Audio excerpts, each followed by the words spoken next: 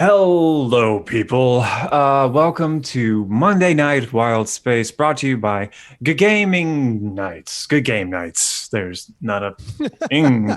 Um, Welcome back to the adventure. We are down two, but a strong four still remaining tonight. I counted myself in that number. I don't know why, but there we are. We have a lot of fun stuff planned for tonight, but real quickly, just a few little housekeeping things. Follow us on Twitch, Twitter, YouTube, subscribe, do all those things.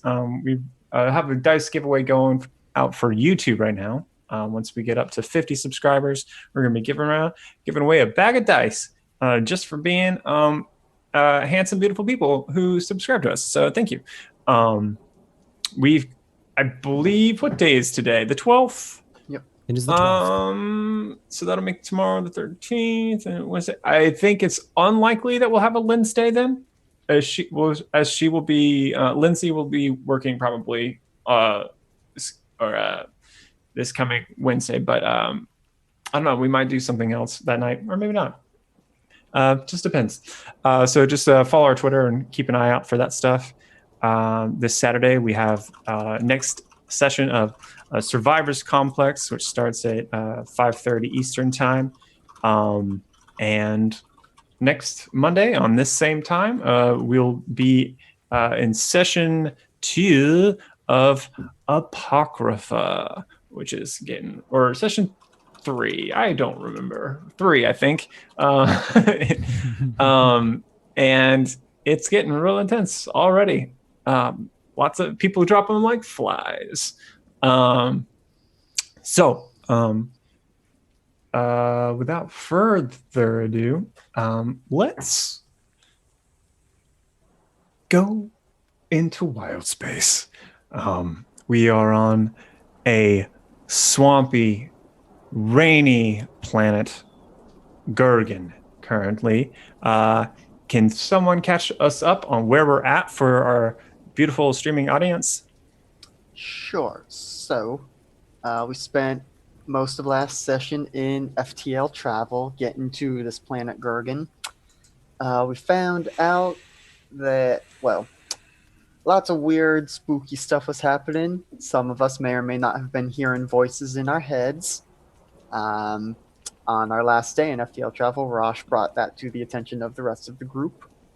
And so there was a conversation about that. We think it might have something to do with the creepy evil book we picked up, which has since gone missing. So that's a thing that I believe Rosh and Bolster are currently taking care of.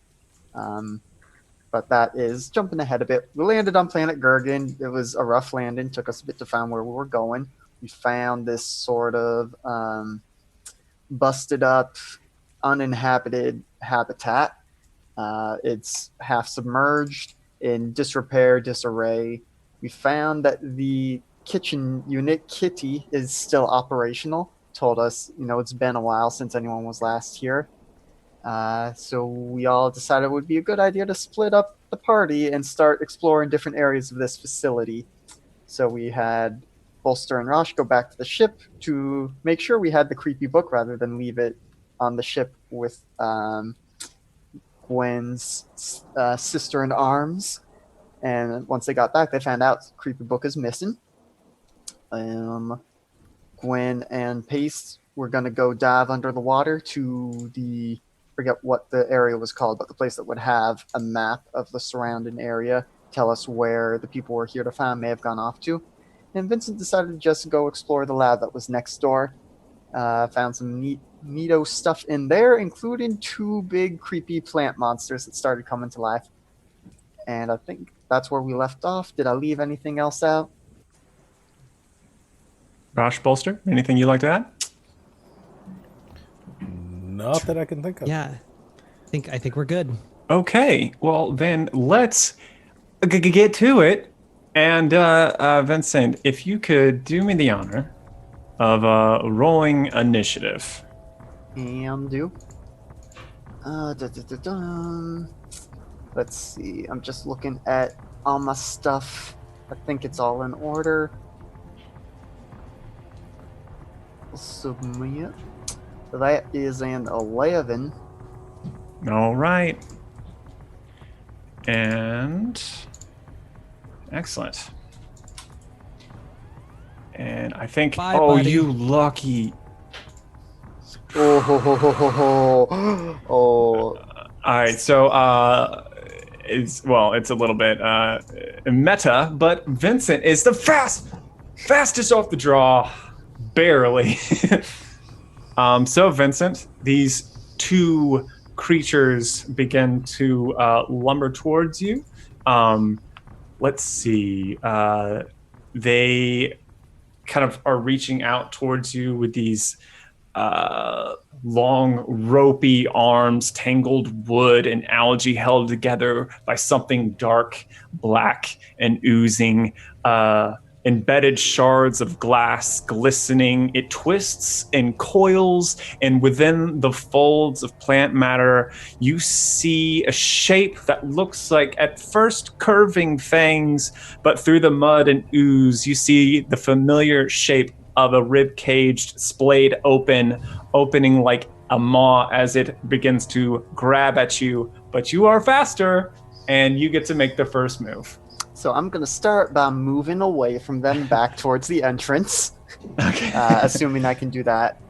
Well, I guess I don't know if I would know if it would provoke an opportunity attack. No, they're not that close. Okay, Yeah. so I'm going to put as much distance between us as possible. Okay. I don't know if that gets me in or out of the facility yet. I think I think that gets you right at the door. Sure. With just your movement. If Yep. you want to dash, you can go obviously farther. That would probably be the smart thing to do, but if I glance quickly at the ship, can I see if there are any of the doors open, or does it look like it's sealed up tight right now? Let's roll for it, because let's do a D4. I think there's a 25% chance that the side port. Wait, before you roll, let me say which side. Sure. I say 4. Let's say 4.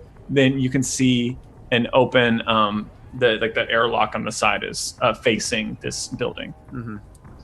Okay, so 1d4. That is a 2, so I don't see any open doors. No, it is Okay. not from your vantage.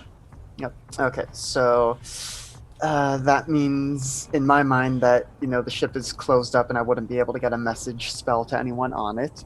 So instead, Can you read the language? Do you have to know, or can you even attempt? So you can send it through a barrier if you're familiar with the creature's location and it's on the other side. But it does say, so you can cast the spell through solid objects if you're familiar with the target and know it is beyond the barrier. However, magical silence, 1 foot of stone, 1 inch of common metal, a thin sheet of lead, or 3 feet of wood blocks the spell. The spell doesn't have to follow a straight line and can travel freely around corners or through openings.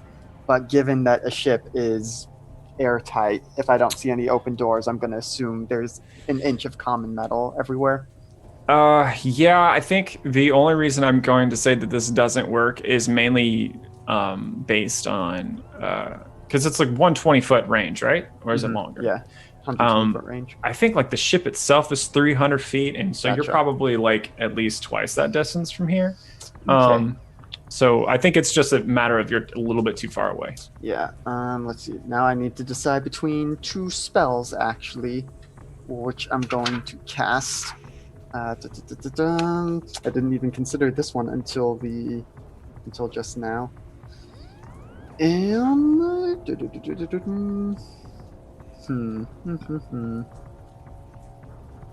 Actually, no, I'm not going to use... I was considering Shatter. I don't want to use that because there was lots of neat stuff in there that I don't want to necessarily break. And that is going to be part of my justification for casting Chaos Bolt on these things. So this is a spell out of Xanathar's Guide to Everything, and it's super fun. It's also fits in very well for a wild magic sorcerer. All right, roll that beautiful bean footage. Yep. Things are about to get wild and crazy. Yep. This is what happens when the girls leave us alone. Yeah. All right. Rolling normally. Everything's on fire. Yep. Gonna start with just first level spell slot of this. Whew, okay. So that is a 14 to hit. That should hit. I actually, let me pull this up. So which one is it? Does it say? Or do you only know on a... What do you mean in terms of... Which kind of damage is it? I would only know if it hits, and then I look at the damage dice. Okay. All right, cool. So, unfortunately, this isn't a hit. It's hard to explain why, because I don't know what kind of damage it is, but it actually, no. I mean, I can roll the damage dice, and we can see what it says, and I can pick between the two of them.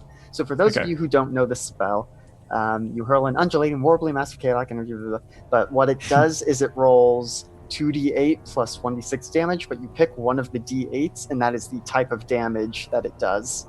Okay, so so let's see, that is a 5 and a 3, so I could pick lightning or fire, which, I mean, if I see them as plant things, I'm gonna think fire. Okay, so you call this spell as, I think it like changes colors and shapes as it whizzes through the air. It slams in at the last moment, kind of bursting into fire, but the spell itself, this is the first time you ever cast a spell, it doesn't coalesce quite the way it needs to have any sort of impact. And on this kind of bulky creature with the bits of shale and stuff built up into it, just kind of impacts off the surface harmlessly as they continue to lumber towards you. Okay. But so that was my action and my movement, and that is my turn. I'm at the door getting ready to bug out next round. Okay. So they both move towards you. Okay. Making the terrifying squeaky noise as they approach. They ate a dog. They come. One of them. Actually, they move very slowly as it happens. But you move a little bit faster than they do. But one of them forgoes its. Actually, this is what I'm gonna do. One picks up that kind of dark purple object I told you about. Picks it up, lifts it over its head, and heaves it at you. Can you roll me a dexterity saving throw? Yes, I can. That's a nat 20. Oh, yeah. All right. So you just hit the deck immediately as this thing sails over your head, smashes through the metal and glass, and sending shards out into the night as this thing, this object that it throws, crunches against the catwalk, bending the guardrail, and kind of like is leaning precariously over the edge. The other moves for you is going to dash and try to block your escape. Basically, it can't attack you, but if you try to move now, it will get an attack of opportunity. But Bolster and Rosh, can you roll me a perception check? Because I want to see if you heard this sound over the rain. Okay. I'm going to set the DC because you're inside. Actually, okay. Well, I was going to set it at 16, but...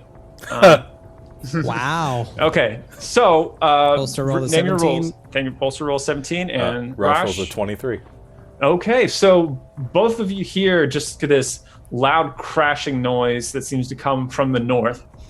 So go ahead and roll me initiative, and then we'll decide what you want to do after that. Oh, didn't let me. Weird. Trying again. 7. Okay. All right.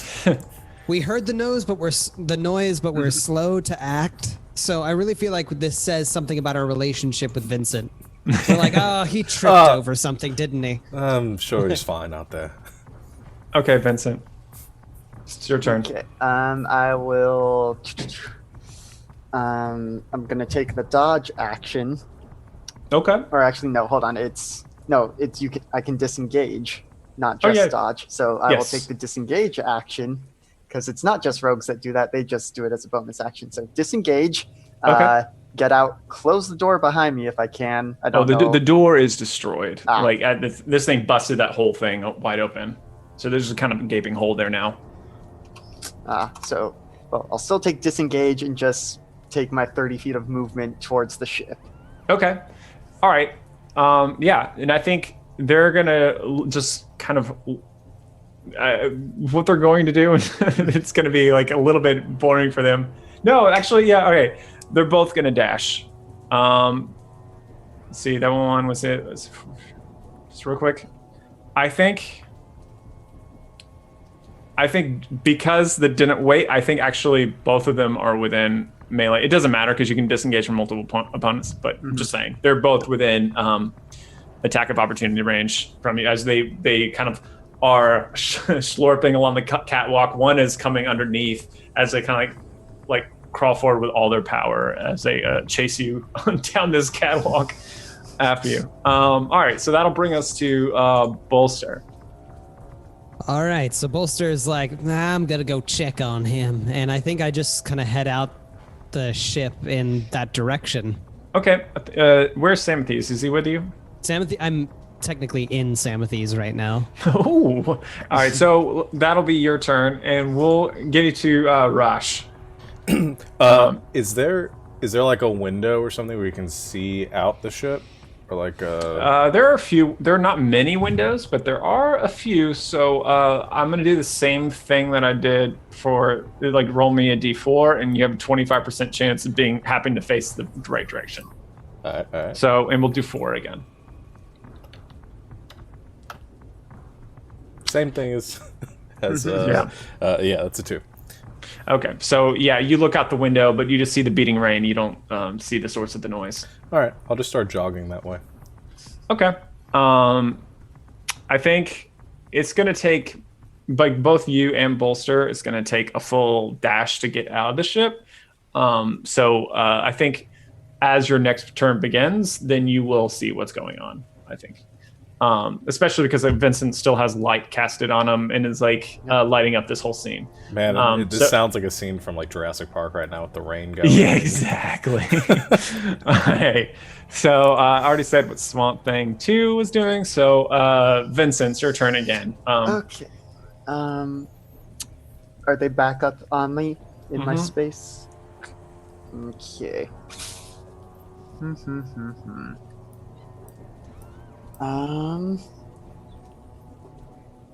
Let me double check what Shatter does. Although now we're all outside and roughly 30 feet away from the lab. It's specifically designed to crumple catwalks. I mean, it does. It could work. A non-magical object also takes the damage. So, yeah, I mean, I wasn't even thinking of that part of things until you mentioned that as a possibility. So I will go ahead and cast Shatter in 10-foot radius sphere centered on the point, and I'm going to kind of put it underneath them. So it's centered on the catwalk, but should be getting both of them. Okay. All right. Sure. Is that a con save for them both? It will be, yes. Okay. So, just a second. Actually, what I will do is I will use heightened spell meta magic, so they make the save at disadvantage. Okay. Is that for one creature or as many as you want? Or anyone? To give one target of the spell, so I'll do the one that is closer to me, or Okay, we'll say that's Swamp Thing 1. Yeah. Okay. Okay. So that is 3 of my sorcery points gone. It's annoying that on the sheet there are multiple places to update that, and they're not tied together. But anyway, so Okay, so this is Swamp Thing 1. That's with disadvantage. Rolls a 12, which I think is a fail. Correct. correct. And then Swamp Thing 2 is going to That will succeed, so they'll take roll half 17 and damage. save. Okay. Um, All right. Which I only did 10 thunder damage, so Okay. 10 to Swamp Thing 1, 5 for the second one. I heard myself. Yeah, someone had Twitch up. Okay. Just FYI. All right, cool. Excellent. So this thing, let's see. No. Okay, I think. So how much damage was it? 10? 10 thunder on the failed save. Okay, I think that's enough damage to break the threshold of the catwalk, but I don't think it's enough to make it buckle quite yet. But I think it's big. But you do notice it is begun to take structural damage. So maybe more of the same would finish the job. Yep. Well, what I will do is, because I haven't moved yet, I'm gonna risk moving, provoke attacks of opportunity, but hope that in them trying to swing at me or something, they might dislodge the catwalk. Okay. Okay, and also let's get something clear real quick. Which one are you on? Are you feeling you're here, or are you feeling you're here? Depends what the scale of this map is, because I've only moved. It's very abstract. It's very abstract. So let's say you're at this nexus right there. Yeah. Okay. I just wanted to do that real quick, so I know what happens next. Okay. Cool. So all right. So they're going to take 2 swings at you. Here is one. Does a 15 hit? 15 will hit. Okay. So that's going to be 12 points of bludgeoning damage and 6 points of slashing damage as these this collection of plant matter slams into you, and these bones of apparently the scientists here scrape against you. And here's your the other one. Well, a 25 hits. That will hit. Yep. All right, so that's going to be 11 points of bludgeoning damage plus 3 points of slashing damage. And it smells foul. All right. So, excellent. That's going to take the rest of my 30 feet of movement to get away from them. So, unfortunately, they still can't catch up with you. So they're chasing after you, and that'll bring us to Bolster. As you kind of putter out with Samathes, you scan the area and quickly see this light to your, let's just say your left, down the gangplank to the north. You see a bright shining light with that cuts through the rain that's streaking through it. You see 2 massive shapes that are on the catwalk. As you see, both you and Rosh both hear this loud cracking noise as the shatter spell goes off and just kind of boom, and shakes. Actually, I think it probably shakes the entire platform just a little bit. Yikes. Yeah. So you instinctively look in that direction. You see Vincent just running as fast as he can as these 2 dark shapes scramble after him. Gotcha. All right. So Bolster is going to. Bolster is kind of flying in the air, riding on Samathes right now, kind of probably somewhere between the ship and the and where Vincent is currently. He's going to kind of point his index finger at Vincent. He's going to cock his thumb, and you're going to hear this sound. He's casting Regret Resonator. That basically is Shield of Faith. So a creature that tries to attack Vincent now must make a wisdom saving throw. Okay. All right. We'll say that because of that you can fly, you're able to cut the distance between the 2 of you quite a bit, because the range on that is 30 feet. We'll get kind of abstract with this, but let's say you're able to go over the waters and get there a little bit faster than anyone else. Okay. So cool. So they have to now do a wisdom saving throws. Perfect. Yes. That's your bonus. That's my bonus. And then action for both Samathes and I, we're going to shoot with our crossbows at the creatures, or at the closest creature, or the one that looks like the most damaged one. They both, you can't tell from this, but yeah, you shoot there's one kind of above and one below, and we'll say the one at the top is the one you're shooting at. So your first, we would actually say your rolls. Sorry, I'm trying to get in that habit. Sorry, Bolster fires the crossbow, rolls 20 to hit. Samathes fires as well and rolls 13. Okay. Vincent, as you're kind of running away, this bolt, something whizzes by your head and thunks into the creature behind you as you hear this laurel as it kind of grunts in pain. Well done. So that's going to be your action. The same with these, unfortunately, misses, and that's going to bring us to Roshel. All right. I'm going to keep running since I can't run on the over the water. So I'm going to keep going down the catwalk there. But as I go, are they right up on him right now? Have they gotten back up on him, or are they a little bit back? I think one has kind of Swamp Thing 1, which you see in the initiative order. That one's kind of right up on him. Swamp Thing 2 hasn't quite done the dash to catch up yet. Okay, just to be but explicit. they're both on the same side of him. Yes, they're both on the same side. All right, I hope my aim is good. And I am going to point my index finger over closer to the one towards the back, and shoot a small bead of fire towards them and cast a fireball. That hopefully will not hit Vincent. All right. Roll it. Oh, actually, I need to roll the dex save, don't I? Yes, dexterity. All right. So, save 1. And how did he roll that? That's a dexterous. Jeez Louise. Okay, there's a fail. That makes sense. Yeah. These have -1, but the first one manages to roll a 17, and the second one rolls an 11. Well, so 1 success, 1 failure, as this fireball, the small little bead of magic, zips through space and then blossoms out, dealing 27 fire damage to one of them, and 14 to the one that manages to. Okay, so we'll say this: your fireball goes out, but it like arcs down a little bit faster than you were meaning it to, and so the one beneath gets the full brunt of it, and the one on top manages a little bit of it is mitigated by the catwalk itself, somewhat of a heat shield, but not that well. Okay. And I think Vincent, at that, I think with the heated metal and the structural damage that you did with the shatter, I think you kind of it shifts down an inch, but that's it for right now.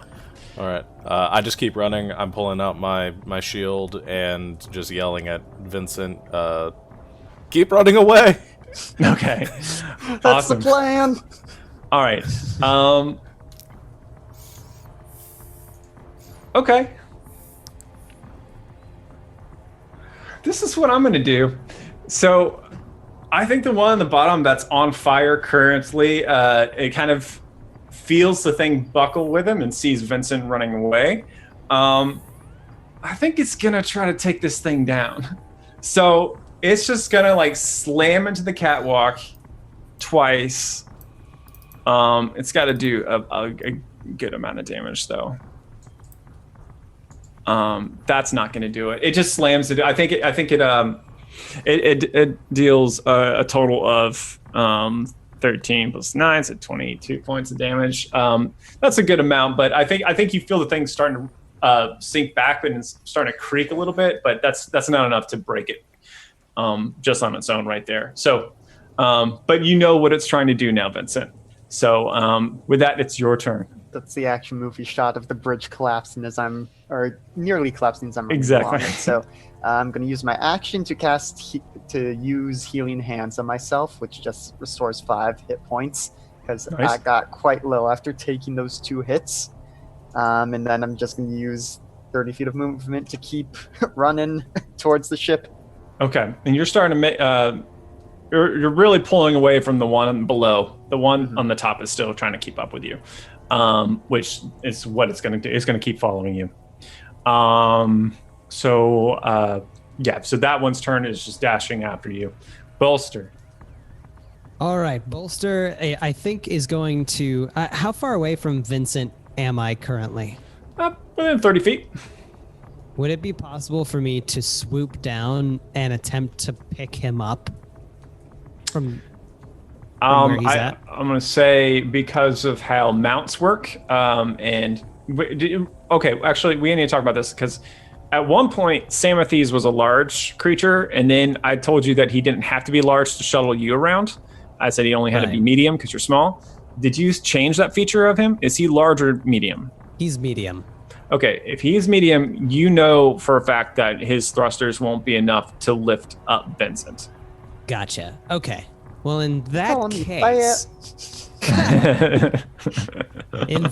case, I'm going to attack the most dangerous-looking critter I can find with our crossbows, and that's going to be my turn.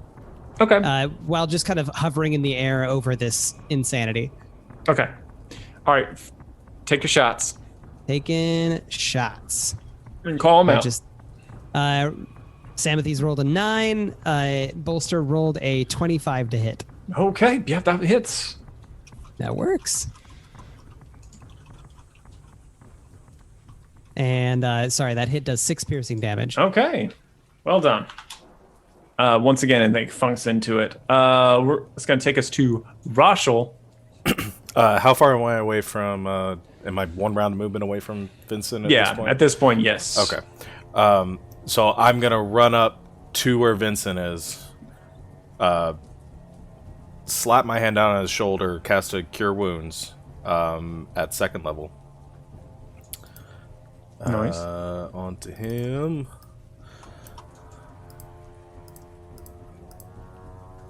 So that's 13 hit points. Back to you.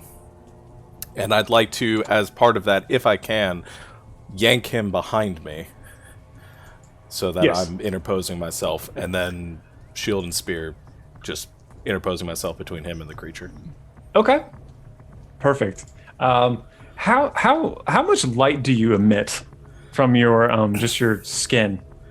I leave that up to you. I'd assume that probably not a whole lot, but yeah, I think I wouldn't imagine it to be a whole lot, but I just like trying to think of like the visuals. Like after Vincent gets far enough away from you where his light isn't kind of drowning out your natural glow. Like I just love the idea of like this kind of fiery skin thing, like in a night on this rainy catwalk as this thing loop. I like it. Sort of. Yeah. Anyway. Yeah. Okay. I like to think that I smolder and not so much. Yeah. Yeah. I think there's just like very thin veins of red that are like pulsing, like that you can still see. Cool. So that's going to bring us to thing 2, which is going to do the same thing again. It's not continuing the pursuit. It's going to try to. Oh, hey, bud. To break the thing down. Ooh, that's a lot more. Rolled 24. I'm sorry, 18 damage. Okay, so. Okay, with this, it breaks through the catwalk, and Rosh, as you like push Vincent forward, you're holding your spear back and your shield up. The floor begins to slant down, and you kind of shift your footing as the thing begins to like lean down. As the creature's weight is pulling the shattered catwalk closer and closer. It's kind of going at a slow but steady pace, angling downwards. Probably if you're there for one more round, you won't be able to just stand. So just to like kind of envision what's going on. So that'll bring us to Vincent, and you can interject if you'd like. I'm sorry. Yep. So I will, I'm behind Rosh. Thanks for the heals. This is no longer structurally sound. Let's back up a bit. I'm just trying to think.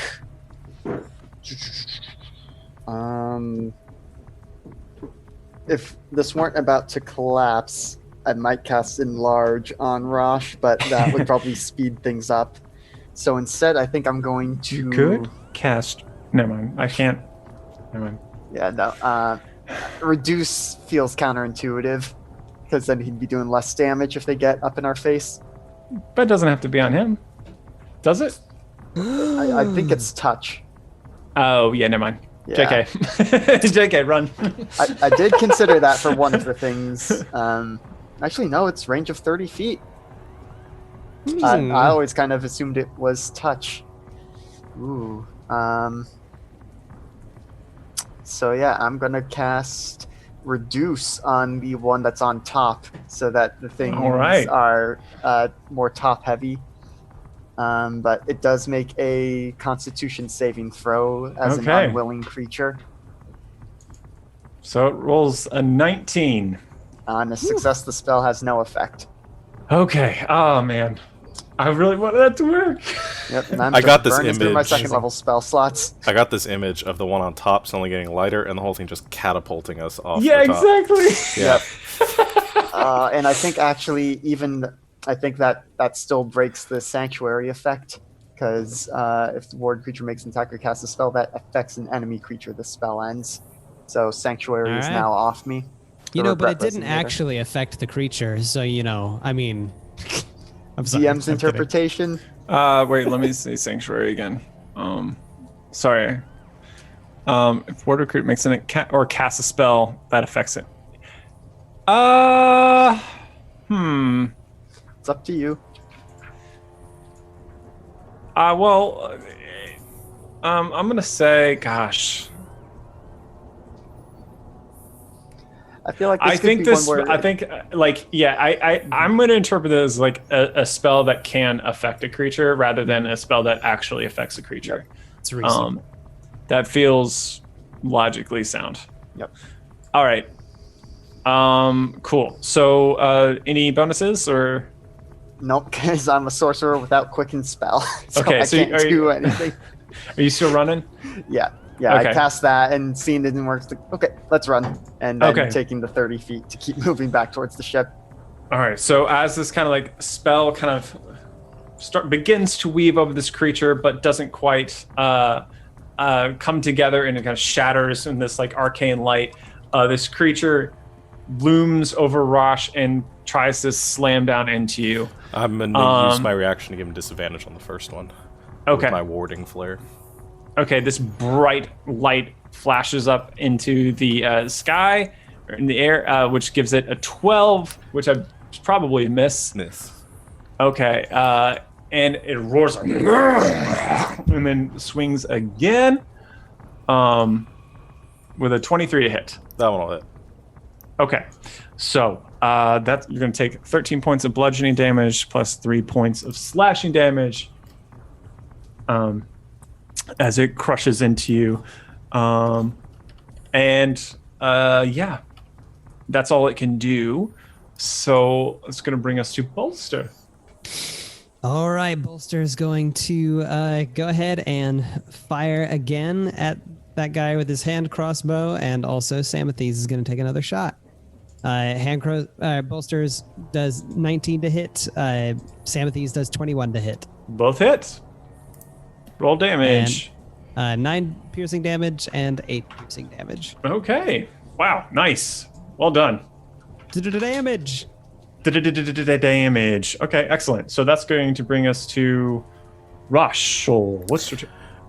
All right, so I've got the one right in front of me and the other one creeping up behind it. One is quite a ways away, like where it's beginning to buckle. When I say quite a bit away, so it's like 30 feet. Yeah. All right. I am going to use my action to... screw it. I'll just use my action to cast a Burning Hands on the one in front of me. Okay.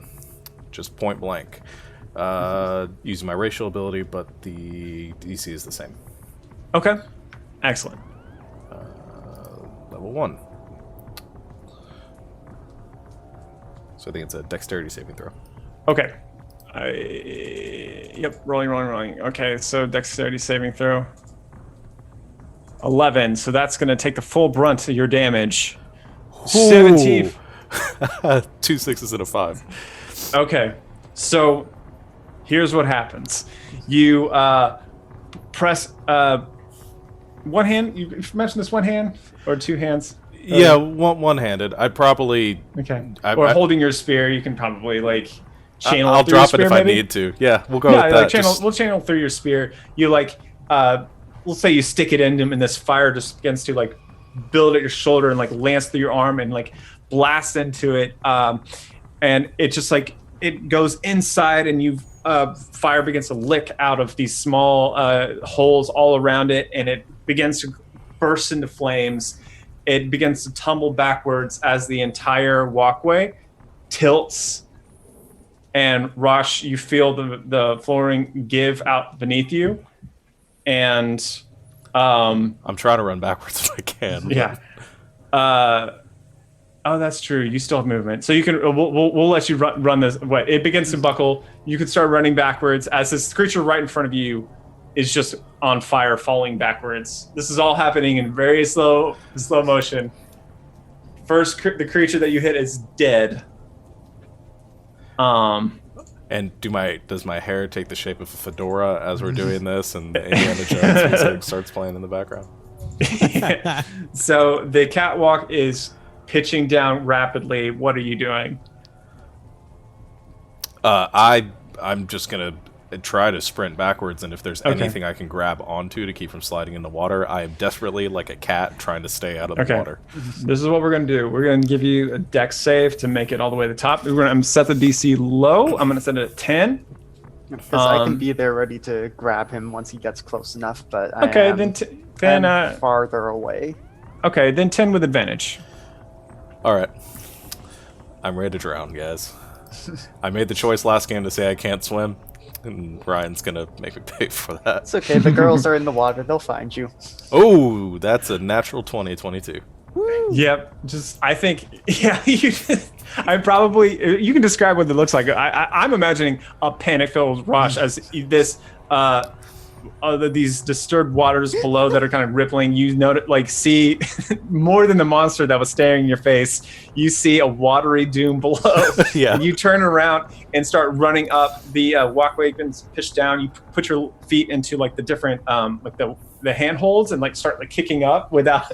And then I think you even jump up so high that you just kick a shoulder off of Vincent, or you get your foot off Vincent and launch yourself above and do a roll onto the top. I probably don't even land gracefully at that point. The whole thing was awesome until I got up there, and then I just belly flop on top of it. And I think Vincent or in a bolster, you see the walkway pitch down. This one burning creature lands into the waters with a huge splash and sizzle, and the second creature also goes into the water within the depths. And that's going to bring us out of initiative for now. Oh, dang. That was just somewhere down there? I don't like this at all. Yep. So, that's great. Yeah. Let me get rid of this music. All right, excellent. You did it. So my question is, does the plant monster float, or does it just vanish? I think it goes... a huge splash. You see some floating plant matter on the top, but nothing that seems to be a part of the major form, stuff that's come off of it. And but you don't see it, no. Oh, this is like Jaws.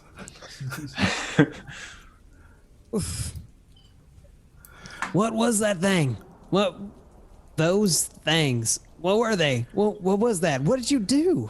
I was in the lab. There were Warforged heads. There was a purple giant rock thing. Then they showed up. One of them threw the purple rock thing at me, and I got out of there.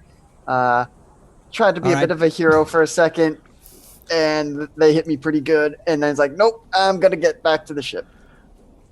I just roll over, just still lie on my back, be like, why did we come to a place covered in water? Nobody told me there was going to be water. I could have prepared for this. But this is where we're getting our money. Where Gwen and Pace? I think they said they were going off to the comm center. They're taking a swim. You're not going to want to follow after them. Well, I'm more worried about that thing following after them. That's true. Oh, are we stuck here now? I mean, we can get help to figure things out. Stuck is not the correct word, but currently your only way to walk to where everything is has been destroyed. Well, y'all were here looking for the book, other than right? Bolster still can wander around. And there might be other things that you can find on loading dock that could help out too. We should go back to that place where you were, Vincent. Just check it out a little more. Now that it's, now that there aren't scary plant people. Are there plant people like around this universe that I don't know about? Like I haven't gotten around very much. From what I saw, it looked like they had dead bodies in them. So there may be plant people, but those were not plant people. Those were plant things. Oh God. But yeah, you may not have noticed because you can fly in Samathes. We're kind of stuck on this island now, so we're gonna have to figure that out before we get back there. But I believe y'all were looking for the spooky book on the ship. How'd that go before I set things off? It's kind of gone. It wasn't on my desk, and I honestly don't know where it is. And oh gosh, what's her face? Gwen's friend that she picked up. I don't even remember her name. Eleanor. Amy. Eleanor. There you go. Yeah, Eleanor. She she wasn't happy. Like she seems to be struggling.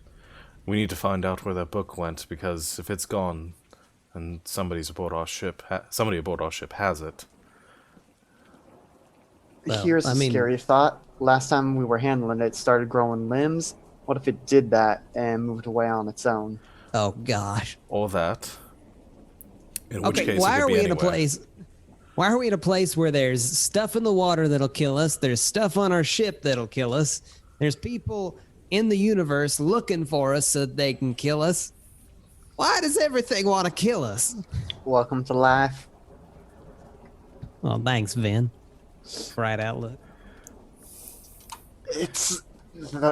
Keeping it real is the only thing that it can be a bit of a fool's hope if you don't keep your head on straight. And I deal with enough screwy nonsense going on that I have to ground myself where I can.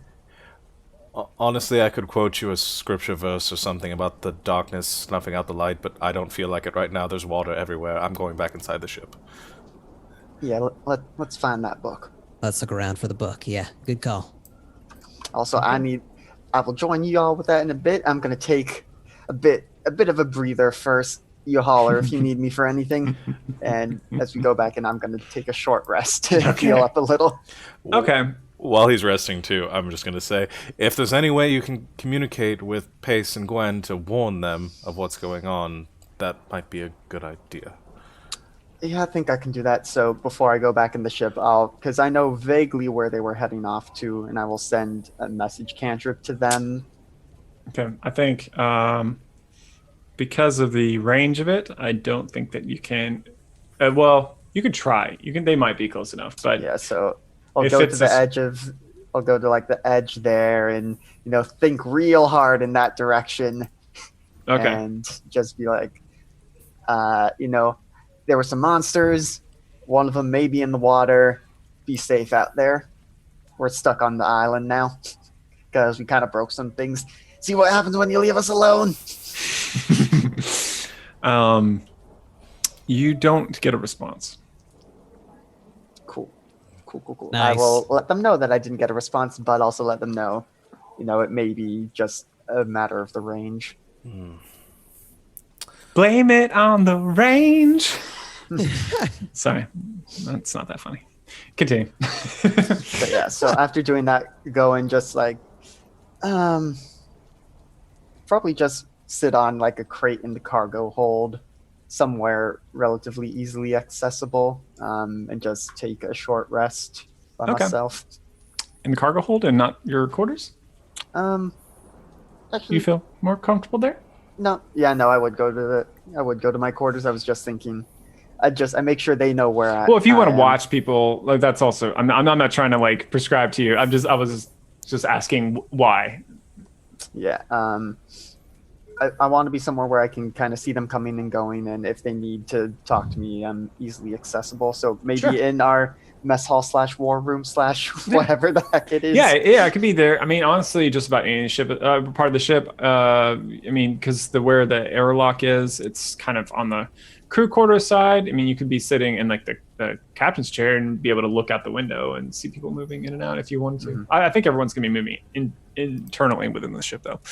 So yeah, whatever you want. We'll just say you're in the kind of kitchen area where most of the traffic's going to happen. So that is going to bring us to Rosh and Bolster. What are the two of you doing? You can go ahead and roll your hit die, Finn. Yeah, I think Bolster is first going to troll around on Samathes around the ship looking for the book. I think he's just going to make a thorough search of every nook and cranny that he can find. Okay. I have a suggestion, Bolster, if you have the ability to do this. I'm not sure. When I discovered the book, I was using a detect magic spell, and it registered a strong dark magic presence. I was going to do the same to try to search for it. I don't know if you have the capability to do that yourself. Well, I actually do have that capability. Yeah. Let me look around for it. That's a good idea. All right. And I'm going to cast detect magic. Okay. As a ritual, something that I can do, which is cool. Excellent. I'm going to as well. We're all just sitting there for 10 minutes. Cool. I'm All right, pouting so for 10 minutes while I'm ritually casting this. Okay, so you both cast detect magic and begin to canvas the area. I think I won't make you roll just to wander around the ship with detect magic, but if you also want to be looking with your, eyes and hearing with ears, smell, and all that stuff, if you're going to be searching with additional senses, roll me an investigation check. Both of you with advantage, I think. Okay. All right. Investigation check. Bolster rolled a 14. I rolled. Oh wait, that was with advantage. Sorry. I rolled a 15. Excellent. And Bolster rolled a 16, actually. So 14, 15, 16. That's funny. Okay, so you canvas the ship. You are unable to find any magical presence of anything that doesn't match what you may have on you at the moment. Like I'm sure some of you have magic items, then those ping, but you don't find the signature of the book anywhere on the ship. Actually, what's the range on that thing? I'm just Don't know. Can it cross planes? No, I'm just kidding. It's 30 feet. Okay. All right. I'm not saying it's within any sort of range. I'm just asking, just so I'm not really bulksing up anything. All right. How Cool. So- confident are we that, like, if we reconvene, just walking around and doing what we can, how confident are we that we encompass the entire ship, or do I feel like there are a lot of spaces that we might be missing? With the two of you, with 10 minutes of being able to walk around the ship, I think you can pretty much. You can definitely check every area with like a 30-foot radius around you. You can cover a huge area very quickly. I think you and the limitations based on barriers. I think you can even circumvent that. You could probably even check the outside of the exterior of the ship and everything, and still within the 10 minutes that you have allotted, if you plan it right. Which I'll say that you've talked about it, like how you're going to plan hitting the zones. And yeah, you check the full ship and you don't find any sign of the book there. Well, I am equally upset and somewhat relieved, I think. I don't know if I'm more relieved or upset, because that book is not on this ship, and I don't know how it would have gotten off the ship. Told you it grew legs and walked away. Yeah, that's yeah. I'm That's not kinda happy scary. about it either, but it's all I can think of. Is help here? Is everyone else here right now? I talked with Help. He hadn't seen anything about it. Did y'all check Gwen's room with Eleanor in there? I know she's not the biggest fan of the rest of us. We were there. She was there last I saw her. I locked her in a room just in case.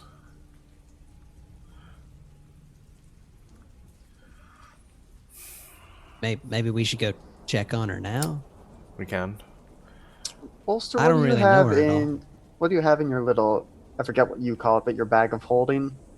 I'm wondering if it wandered off on its own. What if you just like dumped it out on the floor here? If you have too much stuff in there, I don't want it to be a huge mess to clean up, but if it I don't snuck away really somewhere, have a whole lot in there, honestly. so maybe just dump it out on the floor, see if it snuck its way in there. Sure. I dump it out, and all you get are crossbow bolts, couple extra rations that I had stolen earlier. You dirty boy. And yeah, that's it. That's really it. Maybe some bits and pieces of the corpse heads that we had put in there before. It's kind of gross. Well, at least those are out of there now. Yeah, I didn't realize they were there. That's kind of gross. I mean, that's the only place I can think of that the spell wouldn't have reached. Yep. I did for a time know detect magic, but then I realized with you two being able to cast this as a ritual, it didn't make sense for me to hold on to it. So I know how that spell works. Right. We're all magical people. That's exciting. Magic high five! I don't know about you guys, but I'm getting kind of tired of being on this ship, honestly. If you guys want to talk to Evelyn or Amy or whatever the heck her name is, I'm going to go try and fix that catwalk. Sure, we'll check in on her. I'm afraid I'm stuck here anyway until I can take a rest and relearn some spells. You forgetful guy? I know that feeling. It's more like one that I haven't had the occasion to use in some time. All right. Well, cool. Well, I'm gonna go see if I can fix this catwalk really quick. Don't wander off too far. Yeah, I'll be right close by. If you want, I can message you every 6 seconds, make sure you're not dead. That'd be fine. Every 6 seconds. It's so specific. Yeah. Okay. So,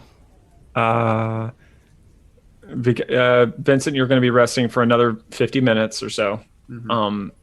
Rosh, you're going to be doing what right now? I'm just going to go check in on Eleanor. Okay.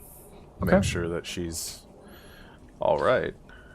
Are you going to unlock the door and take a peek in? Or are you just going to listen at the door? Unless there's a way I can look in without unlocking it. But I assume I'm going to these are say that bedrooms we don't. I think if we had any way of like security cameras or anything like that, I think we would have used them in the friend scene. So I'm going to say you don't have those. Yeah, that's what I figured. That'd be a little creepy if I could just walk by. That also would be creepy if there's security cams in the living quarters. Yeah. No, I'll unlock it and open the door. I'm very on guard right now with everything that's going on, and still being damp. Okay. Okay, so we'll play that scene out in just a second. Okay. Bolster. Every time you say that, it fills me with dread. Didn't do anything. So, Bolster, you look out the catwalk. This, I don't want to say specific distances because that will mess things up. But like hundreds of feet of rigging has gone into the swamp. I don't know what was your plan to address this issue? I wasn't sure how much damage it was. I just kind of wanted to assess it and see if there was a way for me to maybe, like, for instance, have Samathes. Samathes actually has a lifting weight of 540 pounds. Okay. I just looked it up. Okay. But I was thinking, well, if he could like lift the catwalk and then I could like find a way to like secure it with my tinker's tool, that would be kind of cool. Okay. But I wasn't sure. Okay, well, all right. So, two things I'll say. Number one, I think if he has like a feature that allows him to lift things, he probably could have lifted Vincent earlier. But that, like, moving forward, we'll say that if he lifts one of you all, you're going to be grappled or restrained or something, where so we're not having everyone flying around. But I don't know. That's We'll address that reasonable. later. Yeah. That's not an issue right now. Okay, so you don't. All right, so half of basically this catwalk, half of it is like going down about 60 feet into the water below, and the other half is kind of like hanging up, bent down, but not all the way down the water. I think you get the sense that it would be a lot more than 500 pounds or 540 pounds to lift up that catwalk and get things lined up so you could pull off this mending spell. It would take a lot more force than just that than Samathias can output. Well, shoot. Well, but however, I did mention last session that the loading dock does have a large crane on it, specifically meant to remove cargo from ships and then disseminate it to different nodes of the facility. It doesn't appear to be in operation right now, but maybe you could work on that. That's something that you would have noticed, and especially with your background, you would put those things together. I like it. I'm gonna try and fire that puppy up. Okay, give me the kind of engineering check, which I think we're saying is like Arcana intelligence. Arcana check. It's the only thing I'm good at, and I rolled a 30. Are you effing kidding me? That wasn't even a nat 20. That's not even a nat 20. That's a 19. Yeah. You think you can get it going? I imagine it just starts working on its own. It uses its psychic power. Look at it. So here's what I'm gonna say. You kind of look it over real quickly. I think you just like turn it on, see if anything happens. You look at the back, check the wires, view the power source, and I think you're like pretty quickly figure out like I just need to hook this thing up to a different battery. This battery is a bit corroded, and so you kind of scan around. You see something that's actually kind of like a not a forklift, but it's like a hover lift, we'll say, and you're like, I can jerry rig something up and just like draw from that power, and then that should be enough to power this crane. So you begin working on that. It should be a quick work for you. Maybe with that roll, I think it's only going to take you maybe half an hour to get that rigged up. I was really hoping I'd go back in time with that roll, but that's fine. That's all right. Okay. Yeah. So excellent. All right. So we're going to go to Rush. As you kind of... You're scaring me, man. The door swishes open. I think Eleanor is... what's she going to do? No, it hasn't been long enough. I was thinking like, will she have found out that she was locked? Will she have found out already that she was locked in, and how would she react to that? But I don't think it's been long enough. I think it's only been maybe 20 minutes. So I don't think she knew that she was locked in yet. So she's just going to be sitting there, the same place where you left her, about still working on pictures, it seems, trying to draw. Okay. I'm going to just walk up as close as I've gotten so far. I don't want to approach too close and set her off. But as close as I can and get down low at her level and just say, Eleanor,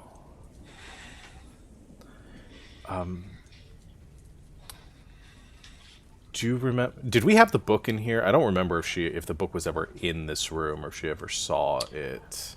That's hazy. I'm not really sure. It was kind of Sisterhood of the Traveling Book. It was kind of like in everyone's room at a different point. I'm not really sure. I'm gonna assume Rosh probably doesn't remember either, and I'm just gonna ask her. I as a DM, I do not recall a specific instance when it was in here.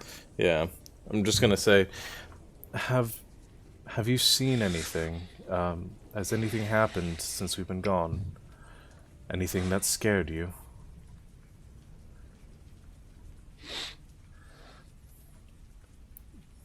I'm gonna look at the drawings that she's working on right now. Do I get anything else from? No. There's nothing that resembles anything. It's just like markings. not even cave paintings are like figures of things. This isn't figures of anything. It's just scribbles, and nothing is being communicated at all that you can see. All right.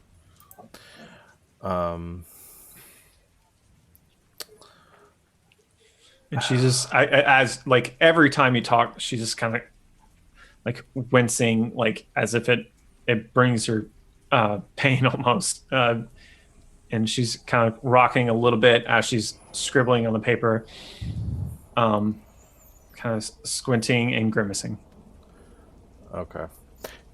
Do I get the sense? I mean, other than just confused right now, I mean, does she seem more agitated or less agitated than she's been previously, or? I'm gonna say, I'm gonna say a little bit more agitated. Yeah. Okay. You can roll me an insight check. All right.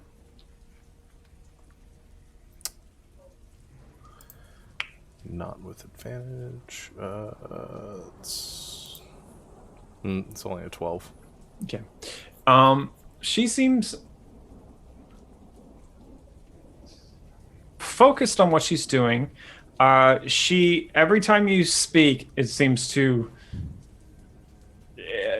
she winces as you talk, and this is nothing new. She's kind of been doing something similar to this as long as you've known her, and I think she's probably a little bit more nervous now, a little bit more agitated. But I think with as you could possibly assume it's because Gwen is not here anymore. And maybe like and while you are certainly more of a familiar face than you were when you first met her at this point, but it's only been a week and you've never formed any sort of relationship with her yet. Yeah. So yeah. Okay. Sorry, I was just rolling that to see if I could do anything with that. Okay, so what I'm gonna do is just say, Gwen will be back soon. I'm going to close the door and make sure that nothing can come in here to hurt you. If you understand what I'm saying at all.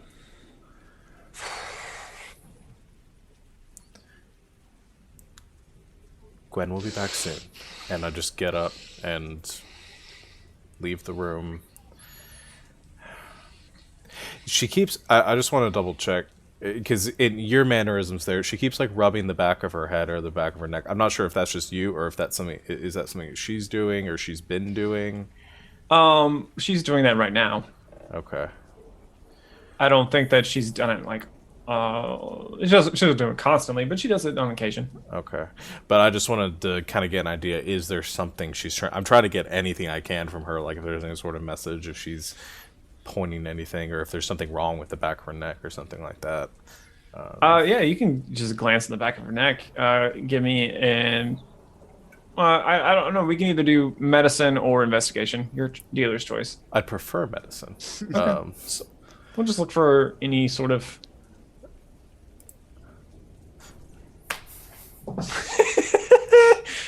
It's a 12. It's a difference of +6, but it's a 12. Okay, so I think that you look back there and you because if you recall, her hair has been like shorn really short, so it's like not being covered up by that. I think you probably see a little bit of discoloration from just as she's pulling across, as like kind of the blood flushes as she's pulling, but you don't see. I mean, you don't see anything like black boils or scars or anything that like sets your mind off that something is going on. All right there. In which case, I'll go ahead and back out of the room, and I'm gonna lock the door again because Rosh didn't hear you talking about all that. So yeah, Rosh locks the door again. Yeah, sure. Okay, cool. So we'll say that's probably took about 10 minutes. Okay. I think as you complete that, I think you begin to hear the sounds of a machine beginning to crank into life. outside of the Arcturus. It's working. It's working. Oh man. If we'll start walking down the hallway, say he's being attacked by robots now. I'm just starting up the ship and leaving. You're not the one who knows how to fly. Jury's out if you do either. I know a little better. The guy that You crashed know. the ship. Yeah, everyone. All right, so just to be clear, if everyone else flies it, they get the same flat D20 that Vincent does, but theirs will be a disadvantage. So, All right. So I think you all could try to fly. Yeah. No, that was more just Yeah. angsty whining than anything else.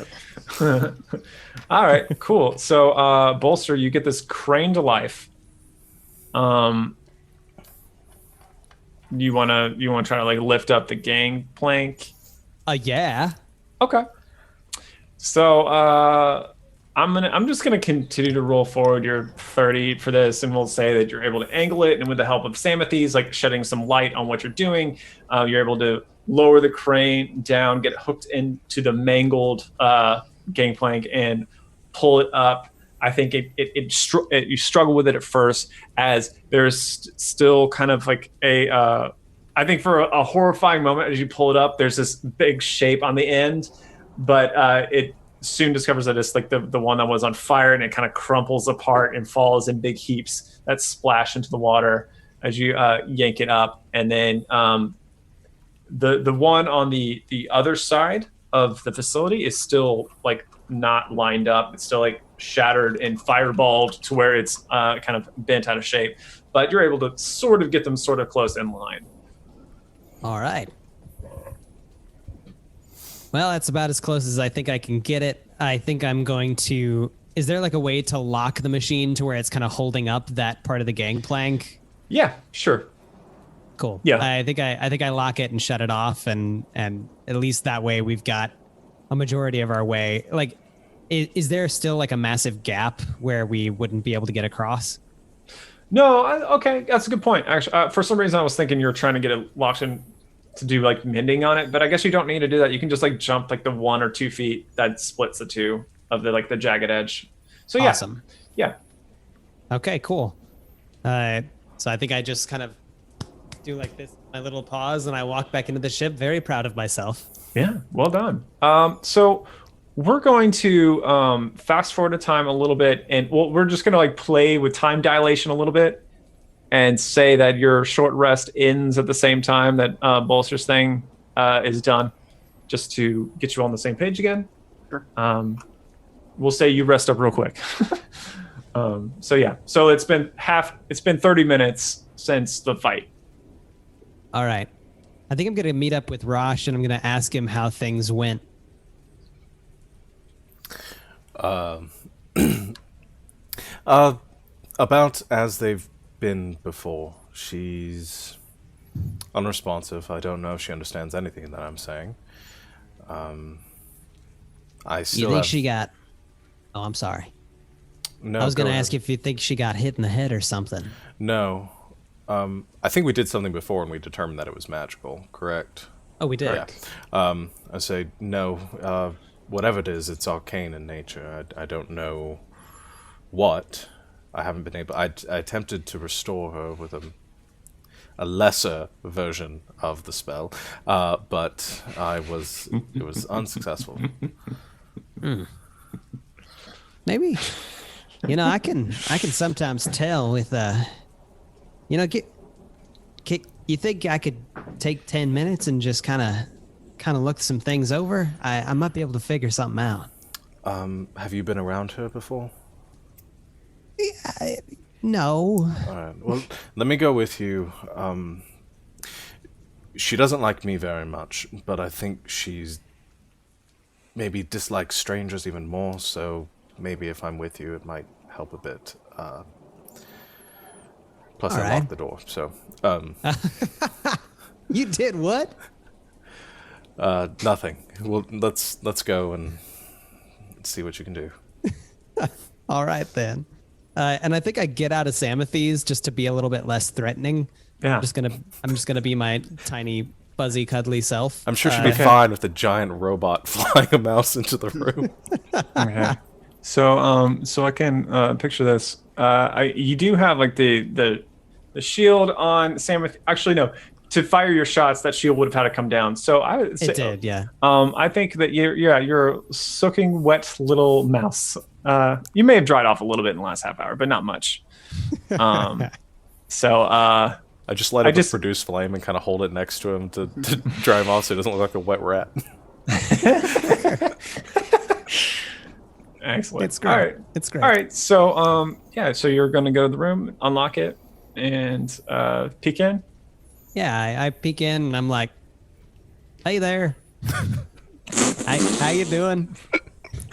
Okay. Give me a charisma check. Oh man, we'll see how this goes. Oh, I rolled a 6. Oh, that was a saving throw, but it doesn't matter either way. Yeah. Yeah.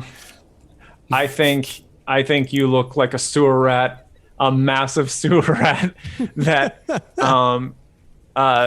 is talking at her, and she like sees you, screams, and she picks up the chair that she's been sitting on and hurls it at you.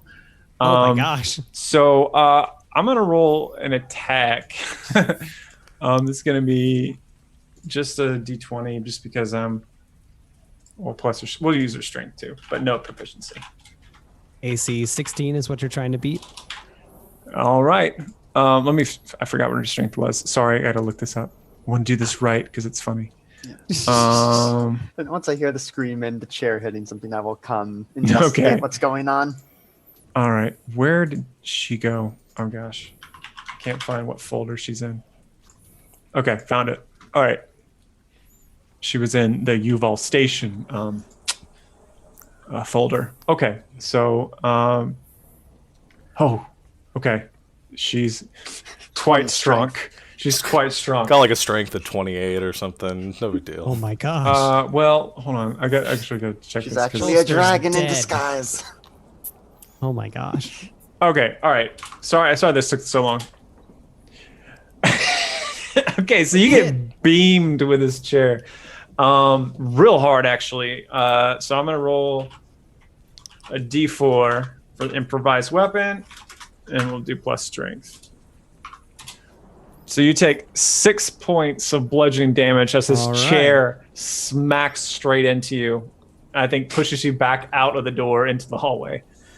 I look down at him and I just say, well, that's worse than what happened to me. Well done. Yeah, I think she likes you. That's fine. Well, I mean, and the door. Well, actually, no. The door stays open. She's just like inside, scrambling, trying to find something else. Yeah, I'm gonna interpose myself at that point before she throws something else at him, and just say, "Okay, Eleanor, it's me. I know you don't like me very much, friend." Okay. I point down to Bolster. Friend. I know he looks like a... I know he's scary looking right now, but... What was he gonna say? Okay. I think as you're talking, I think there's a second she's like looking back between the two of you for a bit, and then at Bolster, she just like lets out a scream and raises her hands like to spook you and get you to run away. Is what she's trying to do. I think I'm like, oh god. Yeah, I'm not gonna roll an intimidation check, but yeah, she just like, it's not like you don't get the sense. I think you get the sense that she thinks that you are an animal and doesn't understand why you're not running away. Nice. Would I have arrived by now? Sure, yeah, you can be there. What happened? I heard her yell, and I heard, I guess, the chair. Yep. She doesn't like me. And I'm like kind of backing out into the hallway, like sorry. And she thinks I'm a scary animal or something. Okay, she's like, still in the room. She's not chasing. Rosh, you see this, but you've noticed that she has grabbed like 3 writing utensils and kind of like got them in a bunch, holding them like a weapon. Why did we give her sharp writing tools? What do we not have crayons? Might I try something? Y'all know I'm pretty good at talking to people. Please. So I will sort of, I'll crouch down to her level because she's a halfling or a dwarf or a gnome or. She is a halfling. Halfling. So I crouch down to her level and I just approach very slowly with my hands just kind of out. The image just popped in my head because we talked about Jurassic Park earlier. I'm Chris Pratting with the hands out, kind of. But so just approaching slowly and it's just like, Eleanor? Why did I switch actions? Eleanor. Oh no, magic surge! Yeah. Speaking of, I still have a Tides of Chaos that hasn't reset, so you can pop a surge whenever you want. Gosh, this is a great time for it. Not right. I'm gonna wait. I'm gonna let you talk a little bit, but the flumps again. Oh no, Eleanor, I know we haven't met yet, but my name's Vincent, and I'm a friend of Gwen's. You know Gwen? She's your friend? Gwen's not here right now, but she trusts us, and we're all friends with her, and we're friends with you. We want to help you. This little fella here, we think he can help, but in order to do that, he's gonna have to, he's gonna have to get close to you.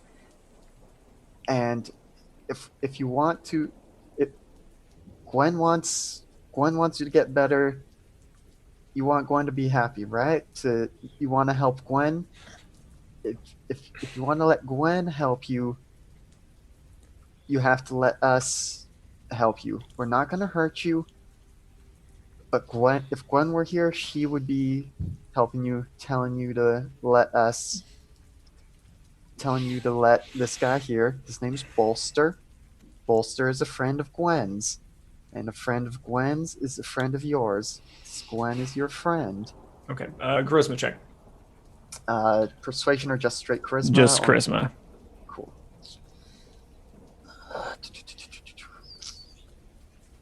That's a 13. Okay.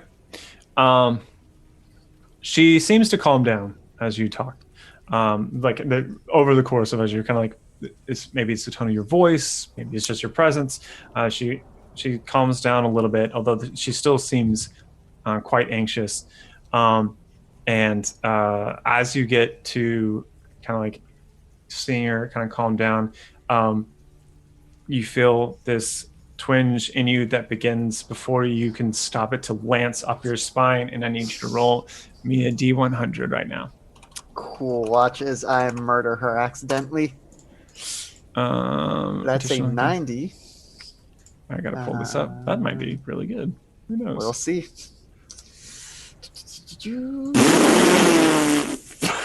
Shut up. Well. So, for those of you watching at home, we're using a customized Wild Surge table. And a 10-foot by 10-foot by 20-foot pit appears immediately in front of caster. Remains for 1d4 hours, then vanishes. Anything inside is left prone on the ground where the pit was.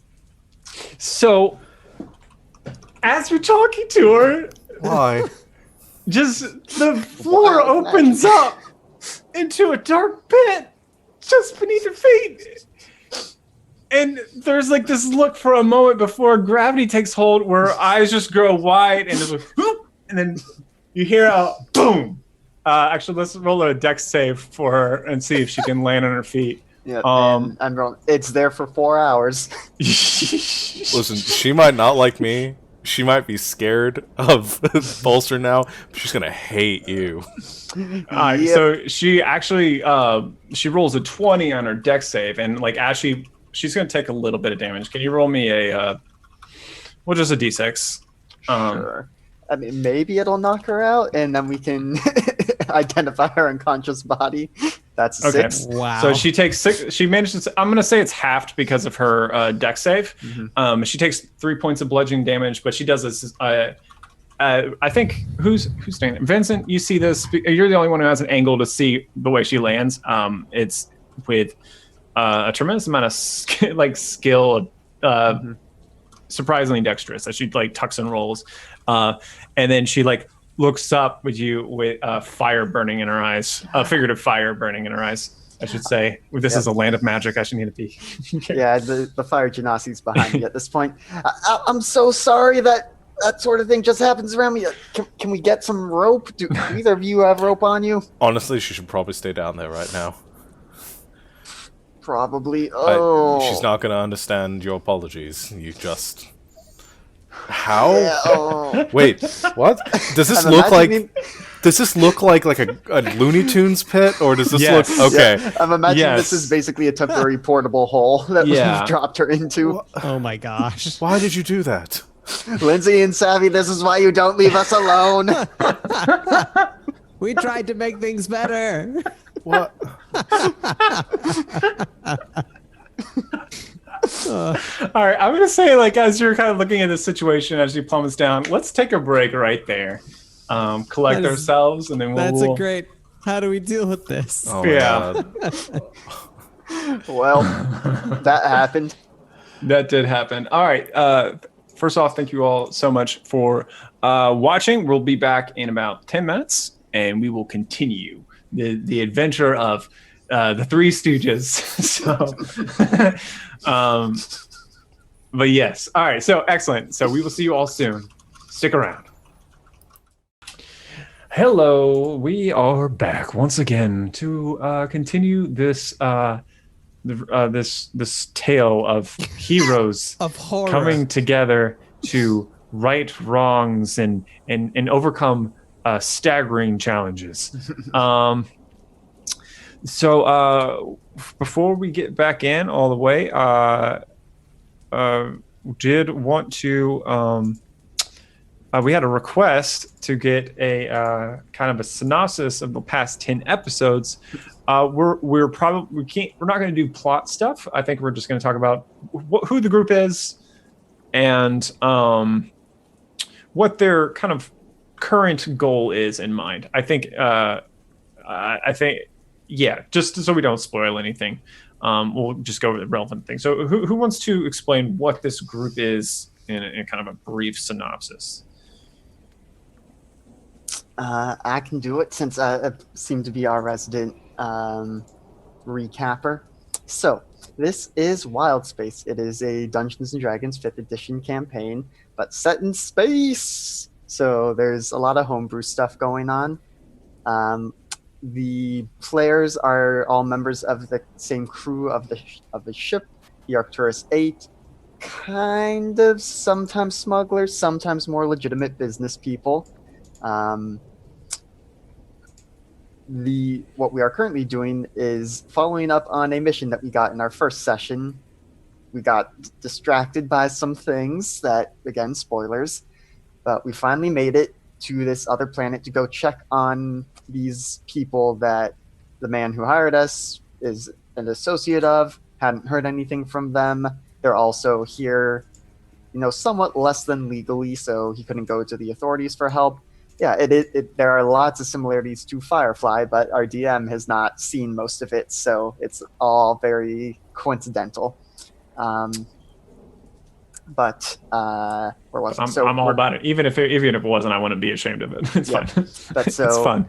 We're here checking out to find out where these people have gone, see if we can track them down. We currently have been told by the base they set up has a robot in the kitchen, told us that a bunch of them went off to a temple, couldn't tell us where that is, so our two party members who are absent tonight are currently going to go find that map, and yeah, the rest of it you've essentially seen. We have the girl who just fell into a pit is a friend of one of our absent party members. We currently don't know what's wrong with her. We were trying to ascertain that when Vincent, the wild magic sorcerer, caused a giant hole to open up beneath her. The road to classic. hell. Yep. So you're pretty much all caught up. So again, Vincent and Azamar, wild magic sorcerer. And if you two want to introduce your characters as well. Yeah. Thank you for watching Pit Space. It's fine. No, I am playing Bolster Valentine. He is a mousefolk artificer. He flies around on his mechanical servant named Samathes. That is a flying mech. Yeah, that's Bolster. He's got a backstory, and you'll learn more about it as times go on. Basically, big mega corporations after him. Good stuff. Yeah. Rosh or Rashul Satyon is a Fire Genasi light cleric. Is the most innocent, I don't know, the most straight shooterish of the crew, I think. They are prone to setting things on fire and putting off dramatic conversations with people for 5 sessions. By the way, I think if we name this episode, I kind of want it just to be A-hole. Or something like that. But all right. One thing, Sean, tonight we have not our regular captain of the streamer. Do you have the character art in a slide there? If you don't, that's fine. It's on the break screen. I don't have a set. We'd go it was silent. On the break screen? Oh, yes. Never mind. So they already saw it. Okay, yes. Cool. Yeah. Never mind. Nice little panoramic of everyone on the break screen. Okay, perfect. Okay. So, excellent. So, yeah, if you have like any other like questions, then we'll without slowing anything down too much, we'll try to answer what we can. And if we miss something during the stream, we'll maybe talk afterwards a little bit. But yeah, so here we are, where we last left off. A large hole had just appeared in the middle of, I think actually I didn't even consider this, Gwen's bed, and all her belongings just tumbled down 20 feet as her desk kind of probably cracks a little on the ground. Her blankets get strewn everywhere.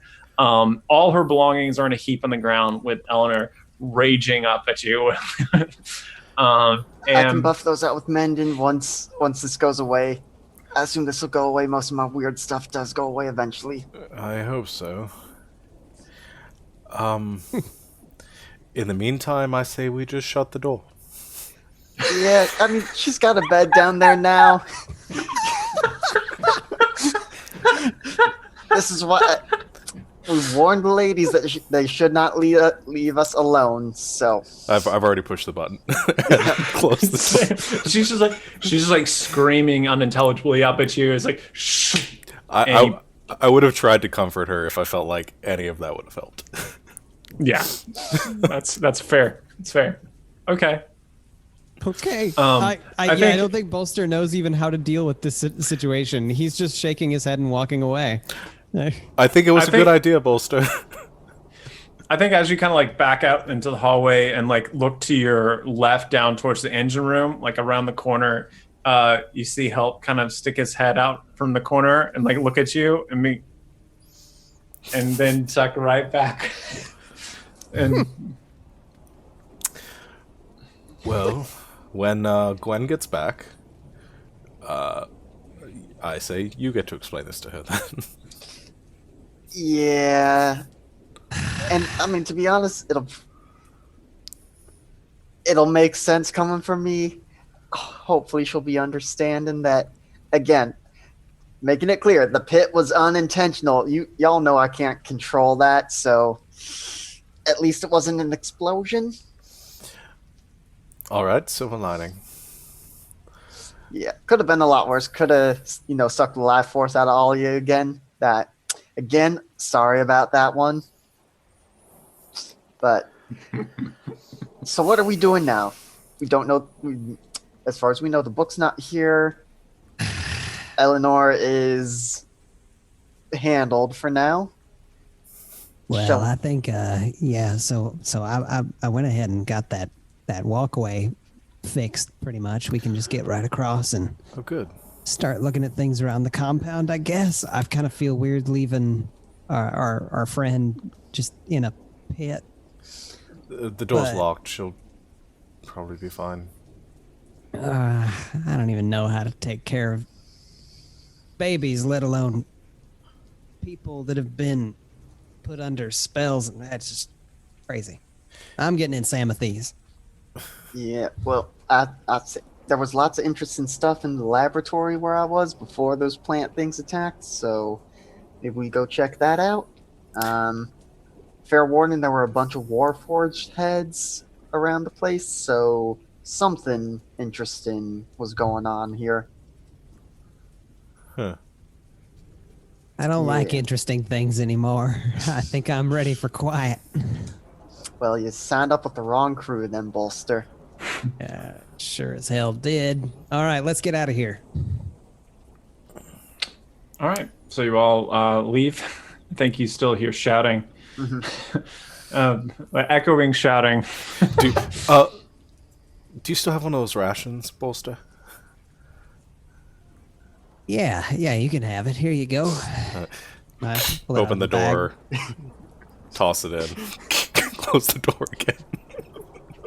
You can't do stuff like that while I'm drinking coffee. As Rashal's doing that, I'll just go find help around the corner and just be... So she's in a bit of a situation right now. Probably for the best if you just let her be. I don't know that she'll be happy to see anyone until Gwen gets back. Okay. Yeah. She just help just kind of considers what you say, and yeah, amazing. And I think he's probably afraid of her, especially after Bolster got pegged with a chair. Mm-hmm. Because she stayed mostly in the room, I don't think she's seen him yet. I think he's probably afraid that she'll react similarly towards him. Reasonable. Help is not a robot. Help is a 3-foot-long insectoid creature. Answering question in chat. So you all leave the ship back into the rain. Is light being recasted or anything? Yeah, going up okay. again on my pendant. Okay. All right. So you're gonna cross the ramshackle bridge that's like has all this like algae and like driftwood that's kind of lodged into it. Even just for a short time, it's got especially towards the bottom. There's like a mud streaks dripping off the end as the rain kind of is slowly cleaning it off. You take just it's not a difficult jump for you medium-sized creatures, and for your small creatures, you have a robot that you're flying in. So it's just you just take a big step and move from one walkway to the next, and you're going to the laboratory. Okay. That is correct. All right. So you hang a left and move to like the north side of the facility. And you see this destroyed doorway, and just on the outside, kind of leaning or actually hammered into the guardrail, buckling it outwards, is a large. I'm trying to think of the right size of it. Between a car and a refrigerator is the size of this thing.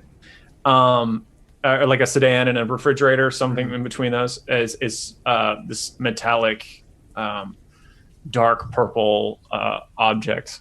How did I describe it? Because this is the first time that the rest of you were, it's opaque, but glossy, teardrop shape, and imperceptible seams running the length of it. And did you see the opening on the top? Did I describe that already? I don't know if you did. I don't think you got close enough at the time, but I think from here at this angle, you do see that there seems to be some kind of opening on the top. And I'm just going to say you peek inside, and it just seems to go down a couple feet, and then just roughly basketball-shaped cavity within it. Or basketball-sized cavity in it. And then that's it. So see, that was the interesting thing that one of the plant things through at my head. I want to check that out at some point, maybe.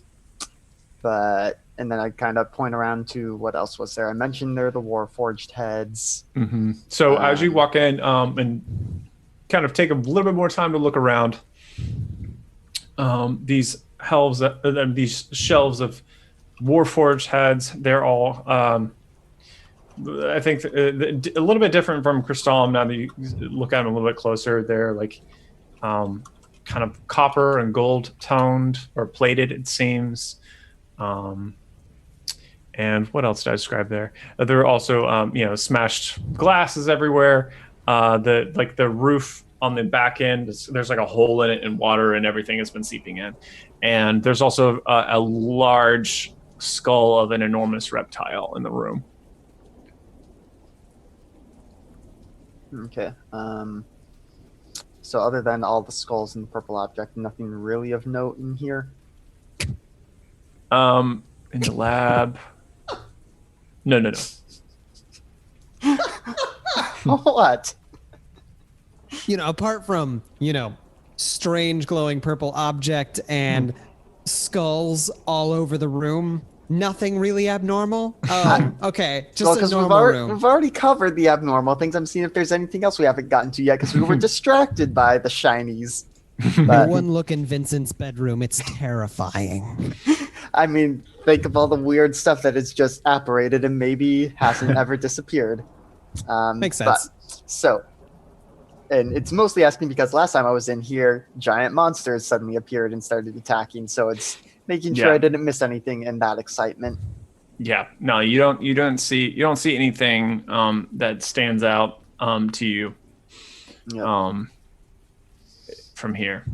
Yep. So question I have for the rest of you, depending on what we think is the most prudent use of our time, we did mention oh yeah real quick while you're talking because I just noticed I forgot about Raven earlier from chat purchased a healing item for Bolster as you're kind of who was it for? Was it Bolster? It was for Bolster. So. Okay.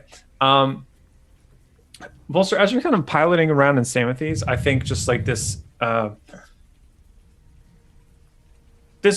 don't think this has ever happened to you, but as you're kind of like holding the controls, you just feel this kind of electric current sweep through you real quick, and where your head was kind of swimming and like throbbing from where the chair bonked you in the head, it just seems to kind of go away as you were heal for roll D8 for me. Roll the D8 for 4 points of healing damage. Hey, I'm almost at 100%. Excellent. That's a nice kick. So yeah, you feel better, and something about magic affected you weirdly. All right, hanging around Vincent too long. Yep. Oh man, imagine if I was I'm Lucioing it right now. But for those of you following at home, if you hang out in our Twitch channel, you get XP for watching, and you can redeem that XP to affect things in game. We have a store panel down below. Oh yeah. But so as we're in the laboratory seeing all these things, tell me what you all think is the most prudent use of our time right now as we're waiting for the ladies to go get the map from the comm center. You did mention, we did briefly discuss trying to get Kitty out of that kitchen and back into the ship. Yeah, and in order to do that, I gotta fix the lift gate on the front of the ship. That. So maybe we spend some time help with that. Well, first things first, I gotta check out some stuff in this laboratory because we can fix the ship, but I mean, there's a lot of stuff going on here that we don't know about. Like, what is this purple thing? Why are these Warforged people's heads here? That's kind of creepy. So I think Bolster kind of wants to take a look at those Warforged heads and figure out what happened to them. Okay. Rush, what are you doing at this time?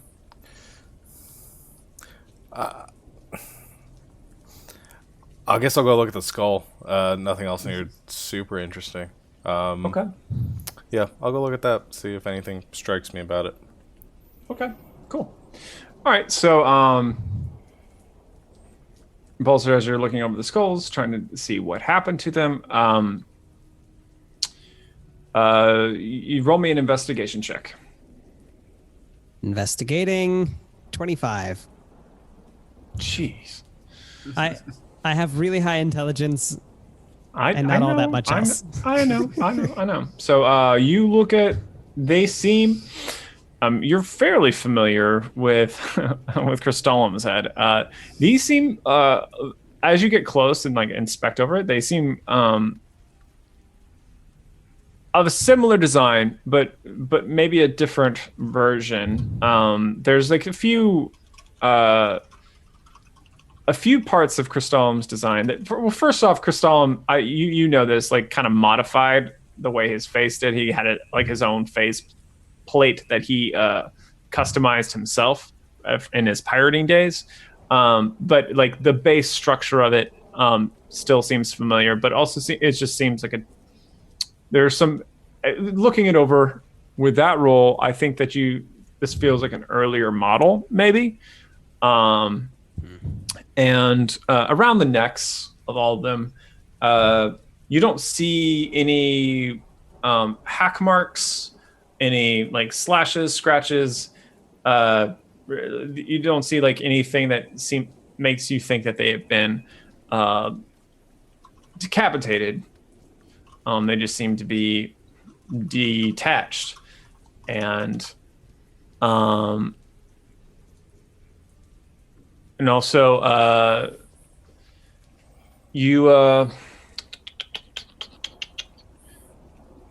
sorry, I read chat. Now I'm thinking of something different. I need to finish what I'm saying first. Yeah, they seem old though. There's like this oxidation where it's like, it was like turning a little teal. That kind of teal oxidation, I kind of like have around the neck and like going up the cheeks as you get closer.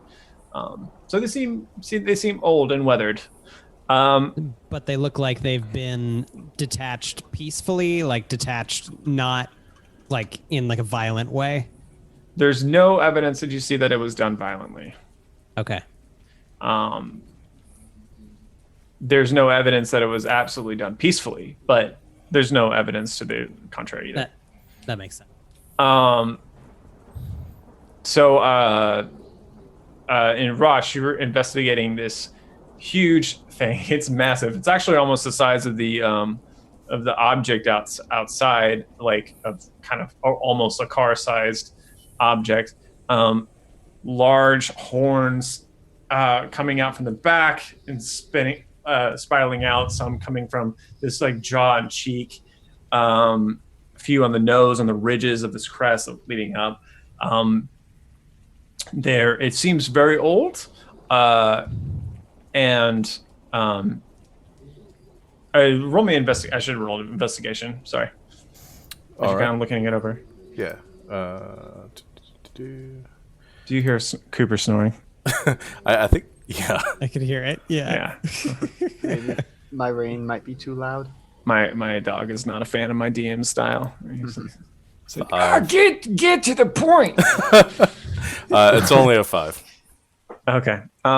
Yeah. So you saw what I described. Okay. It seems old though. I mean, it's there's not any marks of. Yeah. It just seems old. I don't think I'd have anything to help me figure out what this creature was, or other than being just a big lizard thing. All right. And can I kind of do what Bolster was in CSI Miami this and figure out how it died? Sure, you can try. Give me is nature the one that's intelligence based or survival? Nature is intelligence based. Let's do nature. I feel like that seems right. Okay. 20. Okay. Okay, so you looking over the skull, the jaws, the horns, you do see some signs of that this creature maybe got into some fights. You see very thin fractures every once in a while, like one is at the bridge of the nose. There's one kind of at the side of the skull, but nothing that seems like it would have killed the thing. Nothing that seems like a fatal wound. But it seems like something that you could find signs that this creature had gotten some fights. But judging from the skull alone, you don't see anything that seems fatal. No. Fair enough. All right, I'm really just doing that to pass the time because nothing else in here is incredibly interesting to me. Thanks. Not trying to be passive aggressive. All right, cool. Guys, I'm just gonna make a little deduction here. I feel like this might be stuff that they've so they're like doing the archaeological thing over here. Maybe this is stuff that they've dug up or something. Maybe. I don't know. That makes sense. I just had a thought on how to do a thing.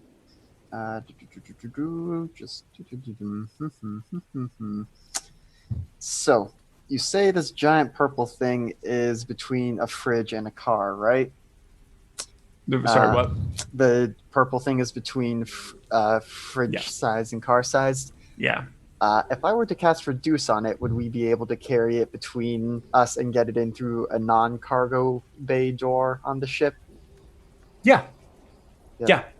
Although we would have to move fast because it only lasts a minute. Okay. Oh dear. All right. I'm just looking at Sean's face. Wait. But we don't have the cargo door open currently. Well, he's saying the airlock. Reduce it would be small enough to go through an airlock, but Reduce only lasts a minute. So either to carry it from here, we'd either have to drag it over to the ship, reduce it, and take it through, or reduce it here and hustle it back to the ship to get it on board. Can you roll the thing so I can read it? Yeah. Are you positing this to the group right now? Kind of. Why? Because it looks interesting to me. Okay. That's true. Why do we want it on the ship right now? Because I don't know what else we can do unless, I mean, we could go back, try and get the cargo bay fixed. There's lots of other cool buildings all around too. There's all sorts of other cool buildings around here. But it's a giant, mildly shiny thing. It could be it could be an egg. It could have a giant swamp monster in it. Oh my god. It could explode. I don't think it would be the swamp monsters because they threw it at me. And again, they threw it at me. It did not explode. Maybe that's how they treat their young. I don't know. We don't know anything about what's going on here. And you're like, that's interesting. Let's bring it on the ship. Let's take a deep breath and think about what happened to the last thing that we didn't know what it did and we brought it on the ship. I mean, let's just think about this just for a split second. Very true. And as the person that suggested that we bring it on the ship, I'm going to redact my previous comment and say, let's leave it here for now. Unless, both of you want to take 10 minutes to see if you can suss out anything about this. Yeah, I do want to spend some time at least knocking around on it, kicking some tires or whatever, and just see what we can figure out. I'm perfectly happy with that. I'll sit here for 10 minutes as well, as long as we know it's not going to blow us up. I mean, y'all can check out the garage while I'm looking this thing over. We don't have to all stay in the same spot. I'm saying we don't separate again. Yeah, last time we went off did not end well, so... yeah, if Bolster gets to it, I will go and just look at some of the glass shards, see if I can, do anything with any of them in my art. Okay. Glass work. You could harvest some raw materials. Yeah. Yep.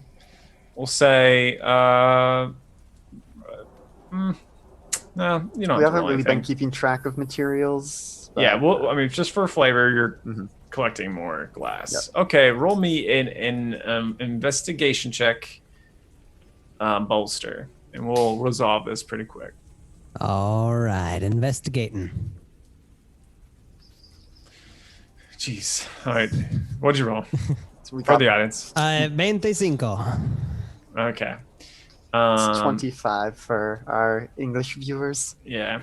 So sorry. So with a 25, you look it over, and I think in the context of you talking about reducing its size, you look over, like you think that maybe this thing weighs about 2,000 pounds as it is. A little heavy. You probably also know about the spell of reduce, which would bring it down to 250. You also know that the speed in which you all move, if you're all lifting it with Samathes, who can lift 540.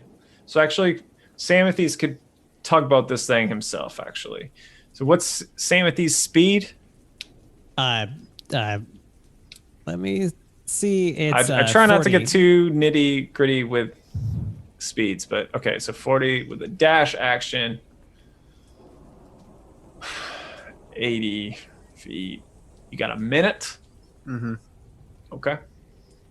So, Before it becomes 2,000 like, pounds again in the ship. All right. So, like, that's like 800. You can travel 800 feet in that time, I guess.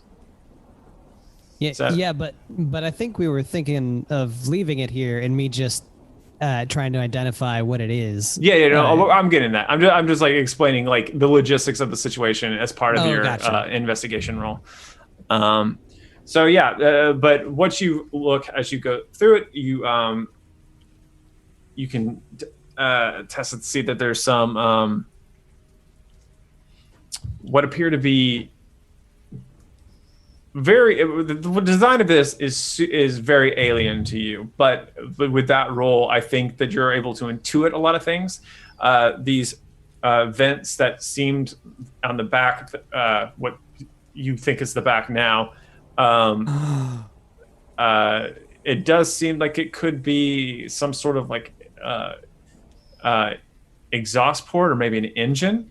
Is it a speed bike? You don't think it's necessarily that. I mean, maybe. What makes a bike to you? Is it wheels? Because this doesn't have those. No, it's like a land speeder. It's like a okay. Yeah. It could be. It could be. I think in the rain, because this is in the rain. You're not able to do like strenuous testing, but I think you know that this thing has some sort of propulsion capabilities. Seems really odd because there doesn't seem to be enough room for anyone to actually sit on it, or there's only that one hole in it that was roughly basketball size. So doesn't seem like you wouldn't be able to. I mean, you could squeeze in there, but your like head would be sticking out up top, and there doesn't seem to be any controls that make sense to you there yet. But yeah, does seem to be some sort of machine, for that can, or rocket or something. Is there any in the indentation in the top? Is there anything that would indicate something connects there? I don't know, like maybe like a warforged head. Nothing based on what you've seen. No. Okay, that's fine. By the way, I'm putting those warforged heads in my bag. Okay, all of them. How many were there? I assumed there were like 2. How many did I say there were? You said, I believe that they were lining the walls. Oh God. Yeah. At least a shelf lined with warforged heads. All right, roll me. I was just gonna take one in that case. Like if there was like a ton of them, then I roll me take 3d6 to see how many warforged heads there were. It's forcing you to take them now. No. And they're all going to talk and sing together and burp and sneeze, and it's going to be really annoying. Oh. All right, so that's 1d6. So can you roll 2 more? Wait, why didn't it take my 3d6? That's weird. I know. Here, let me just... Because you did it wrong. There. All right, so there are 7 heads. Yes, that's fine. I'll take 2. Okay, take 2. So there are 5 heads remaining. You have taken 2. All right. All right, so what do you all want to do now? Well, I don't know what this device is, but it looks kind of like some kind of ship or flying thing.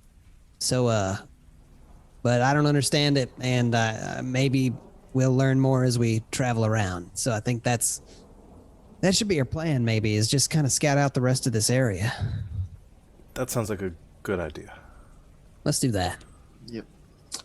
So, shall we mosey on over to the garage now? Oh, buddy, I know how to mosey. I don't even know how to respond to that. All right, so you mosey on over to the garage. The lights are all off. This one seems to be more well preserved than the other room that or other rooms that you've seen. I'm looking at the wrong one. All right, so you all go. I would say there's like this large kind of double door that it begins to hiss open as you walk towards it. It kind of catches for a second, and then it goes up all the way. You look around, and inside you see you see three crafts in there. Two that seem to be 6-seater vehicles that have like this area in the back for storage or for like lifting. Like it's almost like a truck bed. You see two of them. They seem to they don't have wheels. They just have these propulsion units on the bottom and the back. And you also see a one large lift trailer that is used for kind of like moving cargo back and forth. And do you mess around with those? Not just yet. Does it look like they would fit on the catwalks, or are the catwalks too narrow for them? The catwalks are too narrow for them. Okay, but could probably... I assume there is some kind of exit from the garage out to the exterior? Yes. You in the center of the room, there is... you see like the seams of a platform. There's like hydraulics at all four corners, and you can kind of like intuit that it lowers down to the floor, or like to the water level below. Okay. Well, I think I found our way to get around the swamp. Oh yeah, great idea. Let's get in the water. No. I believe these would float on the water, at least that is my hope. Bolster, you would know more about this. Do you think these could float on the water? I don't know. They look floaty. I don't rightly know. The planet I grew up on is just all like farms. I mean, we have like irrigation ditches, but that's about it. Like I said, let's just walk around here for a day.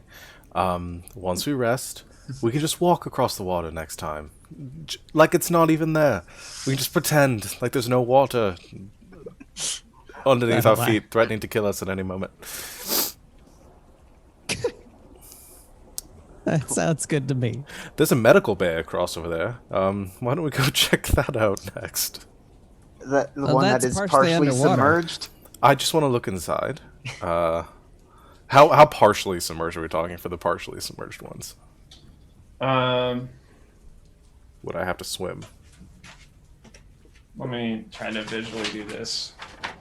So, facility, sinking, water line. Kind of like that. Yeah. So, yeah, let's just go look inside of it and see what's over. I mean, unless there's something in the garage you want, or you want to check out the storage over there. Let's. There's a flickering light on in the storage unit. Maybe we should check that out. Yeah, and just so that we're not going over to the medical bay, then coming back over to the storage. So, storage first, methinks, then we can head back around to the medical bay. Okay. All right, so you go to the storage, which I have listed as a different name in here. Cargo hold. That's how I listed here. Okay. I thought you were gonna like say you listed it as death place or something. Death hole. The Tomb of Horrors. Murder box. All right. So you all enter into this thing that's half sunk in the water. There are several cases that have kind of half submerged. Some of them seem to be floating, watertight cases that are kind of like slowly kind of revolving in the water. There's others that are better secured that are closer to you, but like the entire floor is listing a little bit as you kind of step at the edge of it. There's a light that on the top that seems to be fizzling in and out, kind of casting strange shadows across the room as just the stinky bog water is kind of filling up, and like kind of the gases are kind of trapped in this room. Wow. Look at the wonderful smell we've discovered. I think I'm gonna try and get some of these crates and see what's inside. Okay. Is everyone gonna fish? Fish for crates? No. Rosh, you know I got weak noodly arms. I can prestidigitate the water off of you once you go in. And there are some crates that aren't in the water if you wanted to check those out. I'll go check those out. Okay. Nice. All right. Okay. Hold on. Let me do one thing real quick. Okay. All right. So, investigation checks from everybody. Yep. Because I've been doing so well on these today. All right, and I have Tides of Chaos back, though I don't know if that's going to be worth it here. Please do not. Just to search some cargo. Just take the fail. Oh, that's a 21 investigation.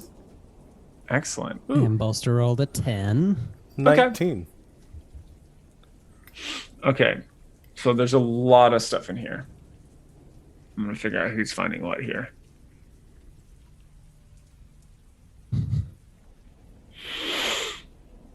Okay, so at the front of the room, we'll start with Rosh. As you're in the front of the room, going through the box. You find one that seems to be it's actually next to the door. It's not part of the storage. You kind of like open up this little storage container, and there seems to be a small weapons locker there. Most of the contents have been removed, but there are a couple things that you find there. You find one thing that I'm introducing these in the world. It looks like a rifle, some sort of strange blaster rifle that I think you've seen Concord guards use stuff like this before. This is a little bit more not as like sleek as their design. And also the ogre blasted you all with something that was like a larger souped up version of this. You see one rifle, and then you also find a pistol in there.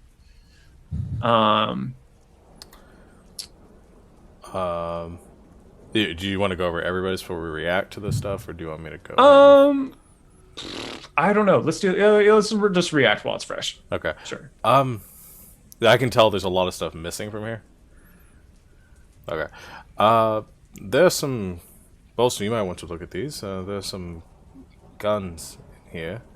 Guns. It looks like if there is anybody else on this planet, they're probably better armed than we are. And I'll just take out the rifle and the pistol and show them to him. Okay. All right. Well, I should probably take a look at these. They might not be safe if they've been sitting around for a while. So maybe we'll take a look at those. Okay. All right. So you're going to take some time to take a peek at those? All right.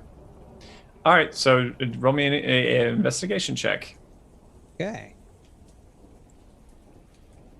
It will load. Let's think about it. 16. Okay.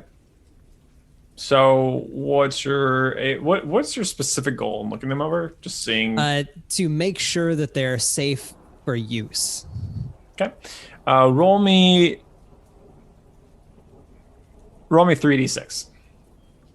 All right. 3d6. 13. Oh wow. Okay. So you kind of like pick them over. The pistol, you kind of like are checking like the battery packs for these things that are slipped into the bottom. The pistol seems to have a fair amount of charge left in it. Has what you can kind of like guesstimate is like about 6 charges. While the rifle has 7. They seem to be they seem to be primed and ready to go.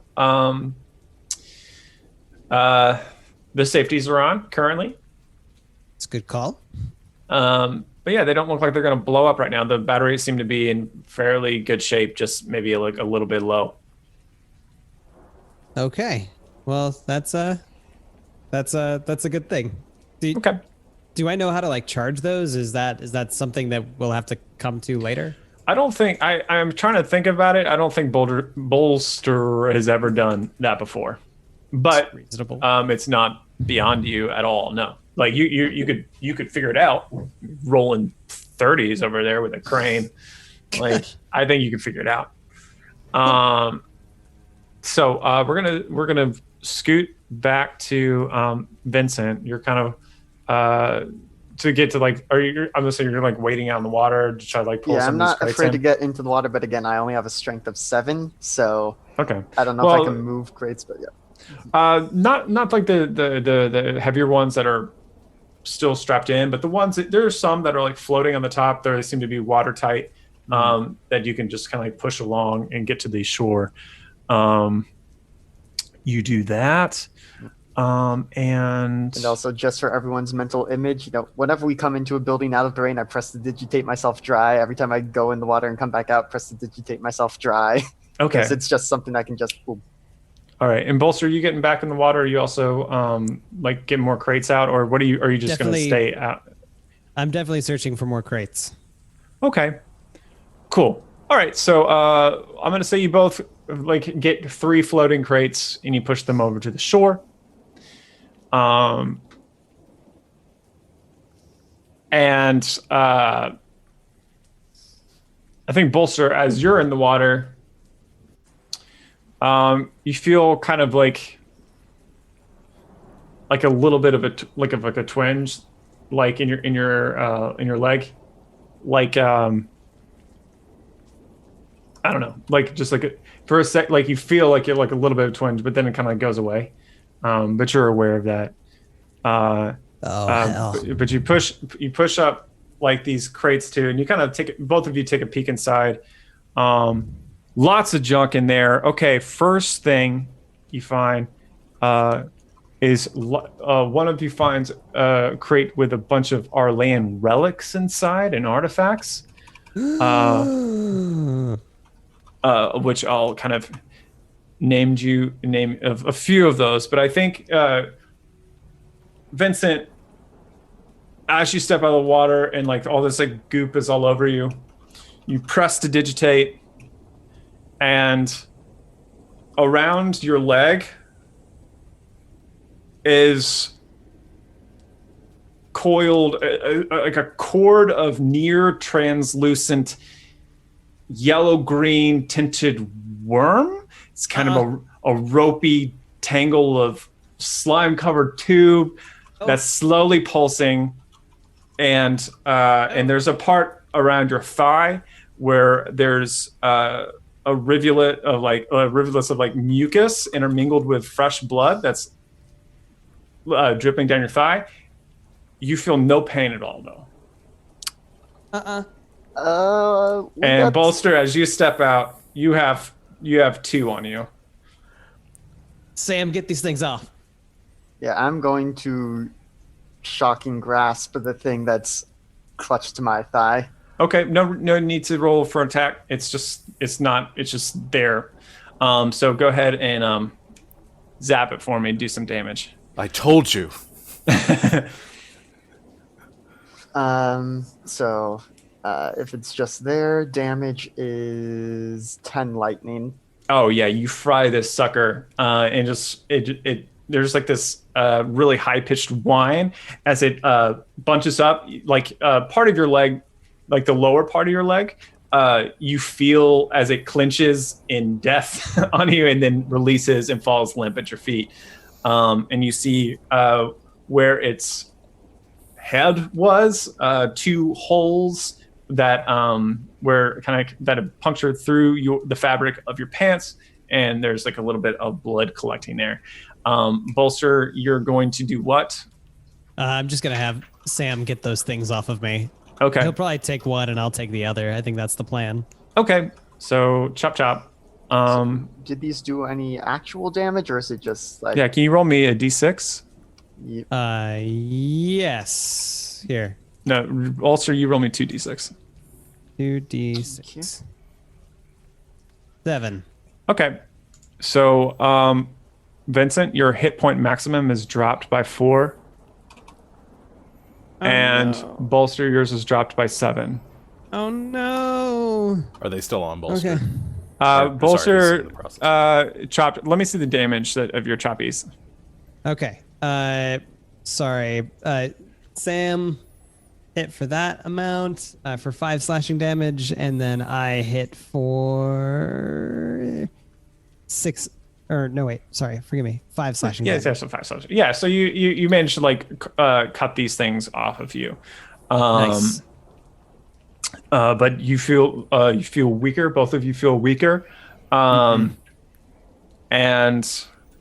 yeah, but otherwise you don't feel any pain where the wound is at all.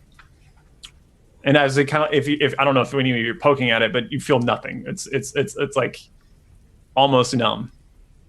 Well, that's not good. Yeah, I think Bolster is going to just take what he has found and get out of the water immediately. Okay. All right. Yeah. So yeah, now I'm going to let you look at all the goodies that you've pulled out of the water. So roll me a D100. I'm going to see roll me a D100 3 times. I'm going to see which crates you got. Okay. Just so.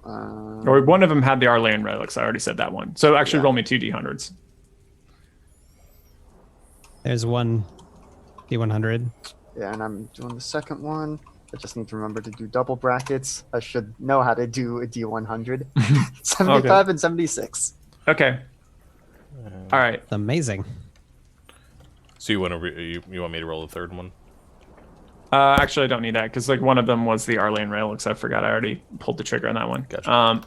So in the we'll go through the Arlean relics, the artifacts. You see inside figurines. These are like large crates. You see figurines, statues, all carefully like rolled in hay and paper. You see pieces of mosaics, wall, ceiling murals. You see a bunch like of spears, like maybe like 3 or 4 of kind of these golden spears. You find gems, diamonds, gold coins. You find a lot of goodies like that in one of the crates. Or the other 2 crates. Okay, so you find these 2 things. I'm going to say, Vincent, you open up a crate, and there's like additional Arlean relics and stuff. I'm going to say the Arlean relics are in everything, but these are 2 extra crates. You find what's kind of sticks out. There's a... you think it's another Warforged head at first. I look at it, but... quickly, you notice that it is hollow, and it's actually more probably like a mask, shaped like a skull, geometric golden patterns all around it on this kind of dark, black, maybe stone base for the whole thing. Some sort of stone mask with golden patterns all over it, in the shape of a skull. Oh gosh. Which one did Bolster find? He found 75. Yes. All right. You find a sword. Ooh. It's a kopesh, which, if you don't know, it's I think it's like the swords that I think like Egyptians use, where it's like a straight at the bottom where the hilt is, and then it like curves like that, That's like halfway awesome. up, in like a crescent shape. Um, and it's that you see very thin inlays of blue symbols along the length of the blade, and the handle itself is almost like a translucent crystalline sort of thing. Interesting. Well, we'll have to figure out what this thing is. I'm not one with a sword, Rashi. Are you good with swords? No. Not really. Maybe one of our lady friends will know how to use one of these Do I things. know how to sword? No, I do not know how to sword. But yeah, certainly Gwen knows how to sword, and I think Haste knows as well. Yes, I think this would be better suited to one of them whenever they re-emerge. They might like this. I hope they weren't also attacked by whatever it is got the two of you. How are you feeling, by the way? Oh, I'm better after sitting around for a while. I'm a little low. I think at the edge for both you and Bolster, actually, where the bites were, there is a creeping burning sensation that is beginning to come to you, and as you kind of look through everything and spend time doing other things, the pain grows and grows and grows. Oh no! Oh crap! All right, who's gotta pee? I think that's what we do. It's like a jellyfish. I imagine you gotta pee on it. I don't think so. What's going on? What? Oh, where those tentacles, where it starts to burn. It's starting to burn. It's hurting me too. I could attempt to heal you, but I don't know if it'll... It sounds like some sort of poison or toxin, but I can't do anything about that. We might want to get back to the ship. More medical supplies there. Yeah, or maybe the medical center over yonder. That, too, should either of you... I'll definitely go check there, but we should probably get back closer to the ship should either of you fall unconscious due to the Also, poison. yeah, sorry. Roll me a... I don't know if I want to do medicine. Your choice of medicine or nature. Every all the three of you. Okay. Gotcha.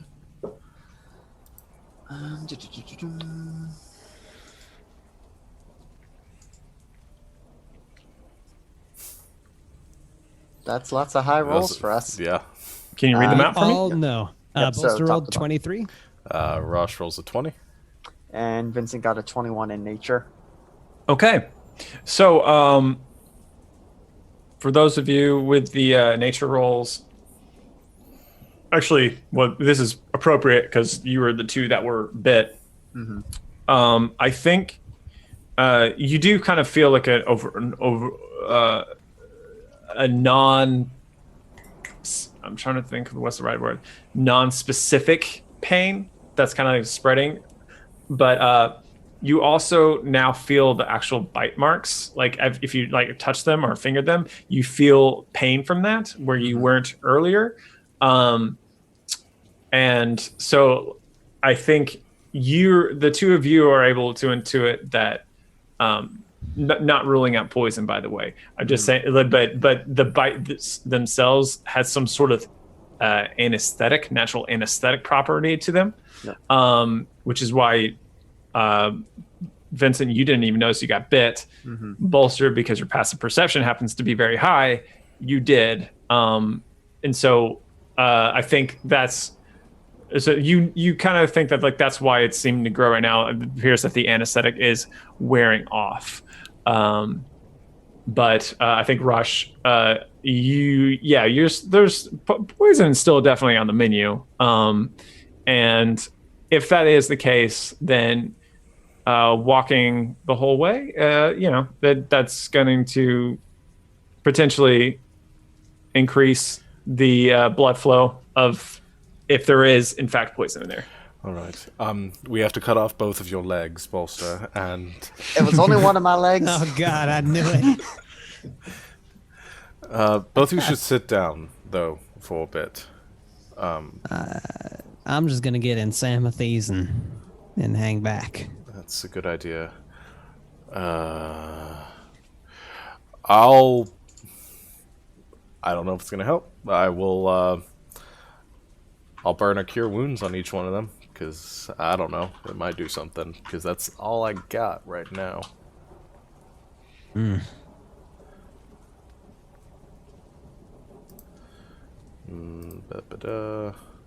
That's 6 points. I'll say to Bolster, and 10 points to Vincent. All right, excellent. Thanks, buddy. Um, Did it work? Are we alive? yeah, you seem to be alive. Your hit point maximum remains where it is, though.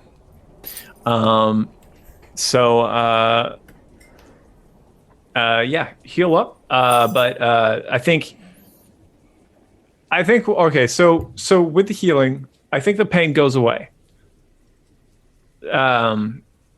Just with your reduced HP maximum, you still feel like a little bit off, a little bit weaker than you were. But the pain does seem to subside as Rosh casts these magics over you that kind of weave through your skin and over the wounds themselves, so they close. You're muted. Yeah, I'm just making sure they don't have like a fever or anything like that. They do not appear to have a fever. Okay. No. You'll probably find then. I don't know what the creature was or was trying to do, but you probably not poisoned. We'll just have to see. Well, that's great. Yep, and it doesn't hurt that much anymore, but still feels like I can't put as much weight on my leg as usual. But maybe it'll go away after a good night's sleep. But now we know, stay out of the water. Hopefully it wasn't trying to lay any eggs or anything. Yeah, didn't necessarily need that mental image. Oh God. Though now that I think about it, now I'm wondering if in some past Wild Magic Surge, Vincent has had an experience with eggs. But that is something we don't need to think about right now. Oh my God. I gotta get out of here. This is terrible. So, a thought occurs to me, though. Technically, all this stuff is the spoils of the people we're here to find. So I don't know how much of this we should really be thinking about lugging to the ship just yet. The guns we probably want to take with us as extra safety precautions. But That's true. This doesn't belong to us. However, we don't know the fates of the people that are here. And honestly, this platform seems like it's sinking into the water anyway. We should probably get what we can. yeah, we can move it to the loading dock for safekeeping. But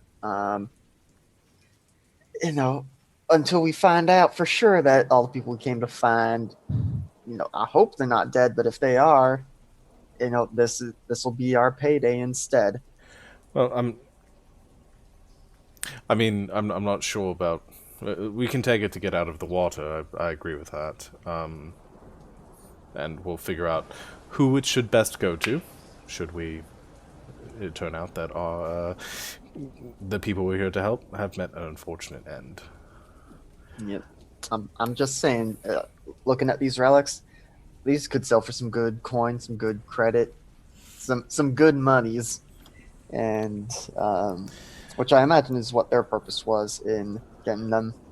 But material wealth, it only gets you so far in life without true But spiritual look at our ship. We have to fix so many things on it, and we need money to do that. The only thing I'm interested in it, one of you said diamonds.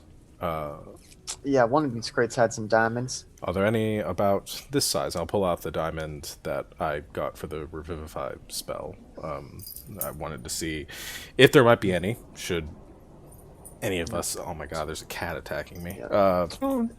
fall And- along the way, that might help. I might borrow some of the diamonds for that purpose. Yeah. How big does the diamond have to be? I think it's 300. Yeah, worth 300 gold. Yeah. Does it work like if you have like multiples that It like says add up to that? diamonds. Diamonds. Oh, diamonds. Yeah, you have. Yeah, there's enough. I'm assuming these are diamond. Well, they're gemstones. They're not necessarily diamonds, but I will let that apply for the purposes of this. So I'm gonna go ahead and post in because I'm gonna say you take its inventory of the thing with like the monies and everything. I'm gonna just post this in chat.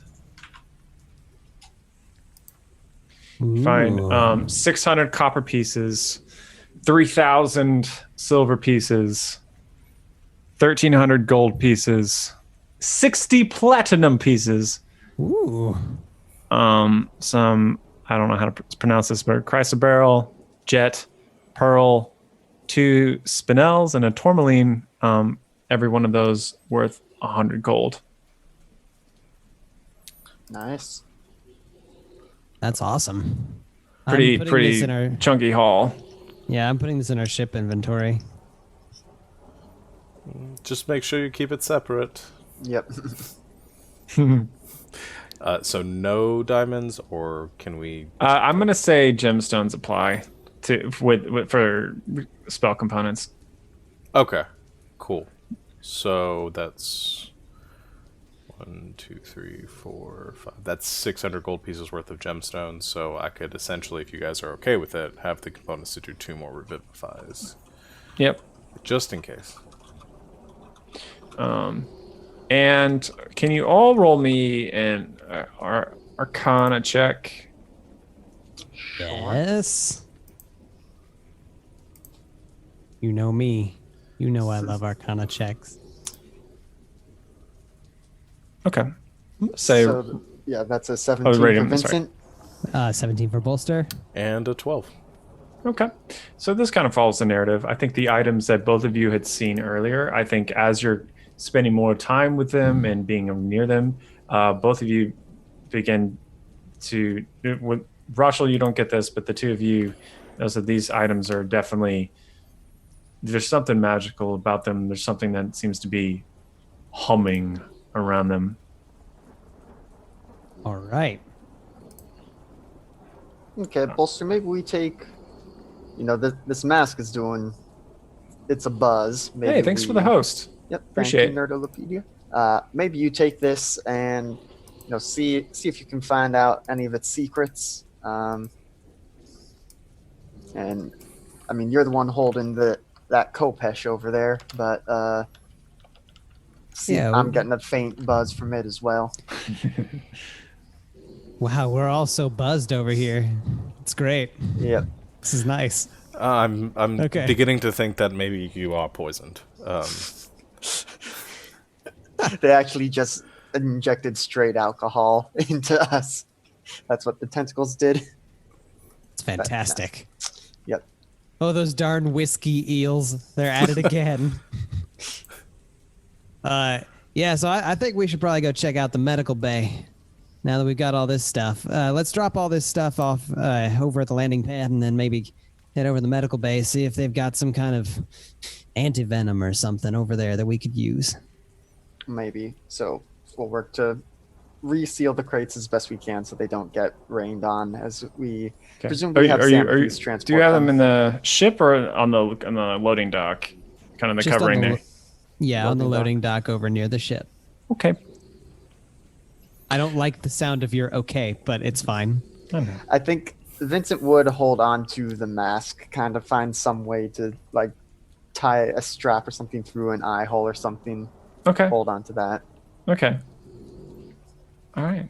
Yeah, and I think Bolster would probably hang on to the Kopesh just because he figured one of the girls might be interested in it. So I imagine the Kopesh is as large, if not larger, than Bolster It's himself. definitely larger than Bolster. It's okay. Samathes has a trunk. That's true. Samathes can carry it. How much junk does Samathes have in his trunk? Oh, he you got don't so even much wanna junk know. in the trunk. So much junk. Wow. Okay. All right. So you're all making your way over to the medical bay. That is correct. Yep. Yes. Okay. All right. Similarly to the storage facility, there's this half submerged building listing to the side, the southern corner of it dipping in. And yeah, no, all the lights in this one are dead though. You go inside and you see there's a few gurneys, I guess. I think is a gurney the word I'm looking for? Probably. That have like slid all the way into the water and kind of floating around in there. Lots of like random like medical supplies are kind of like strewn across the floor that have like stuck to like, so there's some like paper or bandages that have like stuck to the floor, like that have gotten wet and stuck there. You want to all roll me an investigation check? Yes. Okay, Sure. let's do that. Yes. Most Well- rolled a 28. With a nat 20, and that more than makes up for Vincent's 5. I got an 8. Okay, so in the medical bay, you find a couple of some medical supplies, some herb packs, a med kit, some clean bandages. There's not many clean bandages here. Most of them have been spoiled by the weather, but you do find some. You find 2 items that are like the med kits. You find 2 of them. They're going to act as analogs to common healing potions, the way they function. Okay.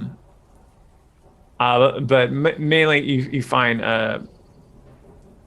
I'm assuming you particularly probably are looking for something that like some sort of antidote or something to help with the current problem. You do find one thing in there that reading the labels of it, you think you see something that say resistance to poison. I think I found something we need to drink. But there's only one. Fight to the death. Also,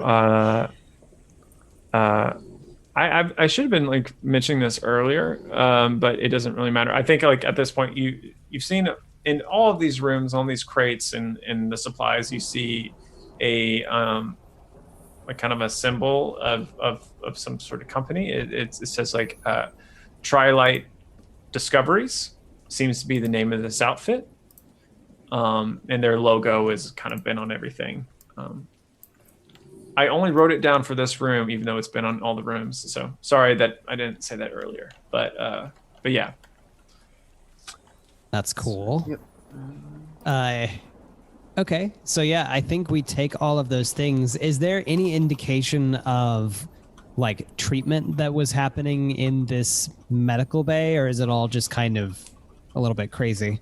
There's nothing that you can tell from looking at it. There's like mold beginning to grow in the room across the walls, like so much so that actually probably you all don't want to hang around here too long, breathing that stuff in. There's nothing that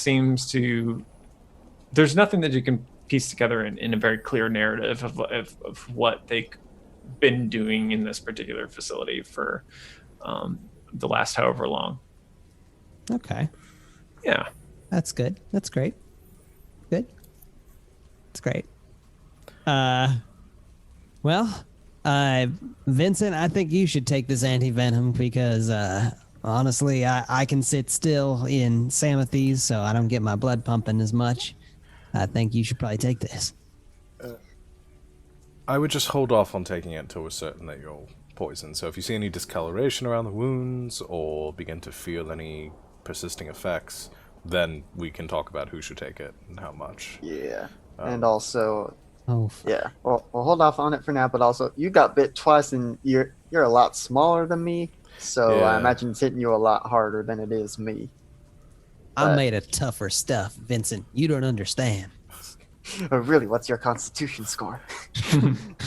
But, He's from Space, Texas. Space Texas. But so yeah, we'll hold off on that.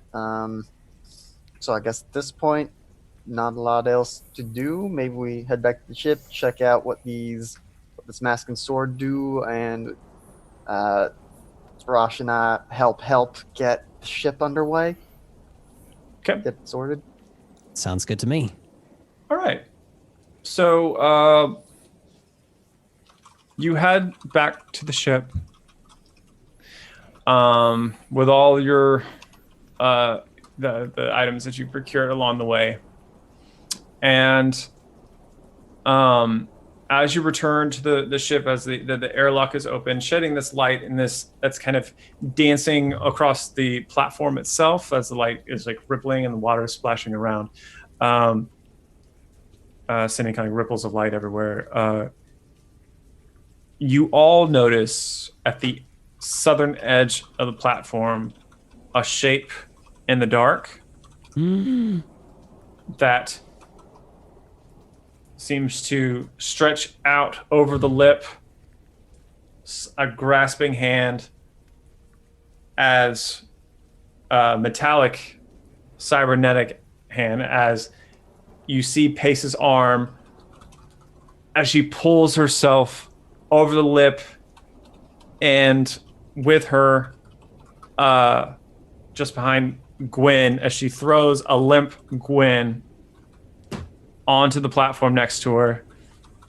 Pace takes a couple steps forward, staggering, and falls flat on her face, and a metallic object that she was carrying in her other arm or behind her seemed to cling onto the floor and roll, a dim red light softly pulsing on it. Oh hell! Are you ending it? No. Go ahead. You can Okay. take a peek. I was like, We got a little bit of time. Yeah. Yeah, I was gonna say, Bolster would run forward and cast Cure Wounds on whoever looks the worse for wear. Okay. And as you get close, you see several of those translucent creatures coiled around them. As I get close, I use my Radiance of the Dawn to try to get the creatures off of them. Just immediately, they all fry off in a there's that floating paper, like paper ash as it floats in the air. They all immediately dematerialize into nothingness, and you see several wounds around both of them. Quick, do what you can. And I also try to go heal whoever needs healing or whoever else is unconscious. Okay. So go ahead and roll. Neither of them are conscious currently. All right. Yeah. In that case, I'm going to Pace, and she gets 11 hit points from Cure Wounds. Okay. So you cast these spells, and they're not waking up just now. And to their side, where the metallic object was, you see some sort of data node that has been stripped out that they seem to have collected.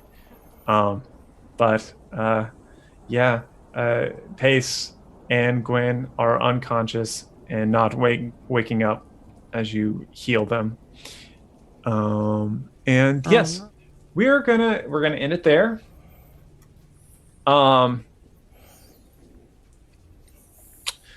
Thank you all so much for joining us. That was a very interesting, fun session in a lot of ways that I didn't think it was gonna go, but That was a roller coaster. yeah. So got some new follows tonight. Thank you so much. If you're not currently following us, do it now. Just do it. We're running with a half staff tonight. Should be full up next time. So just check in, and oh gosh, there's so many fun things going on. Definitely keep an eye on our stream for the next few days. We'll probably be playing some games. Next D&D game is going to be this Saturday at 5:30 Eastern time. That's Survivors Complex, run by Jonathan. I don't know where he is from me, but he is he's going to be running it, and it's a very awesome game. It's been going for a very long time, and just really great play all around. So definitely check that out. And next week at this time, it won't be Wildspace. It will be Apocrypha Session 3. 2 weeks from now will be the next session of Wildspace, or maybe maybe the Sunday before, depending on what my schedule is. But we'll talk about that later. Just follow us on Twitter; you'll figure it out. So yes, is there anything anyone else would like to add? No. All right. Nope. GG, everyone. We'll see you all later. Thank you so much for joining us. Bye. Bye.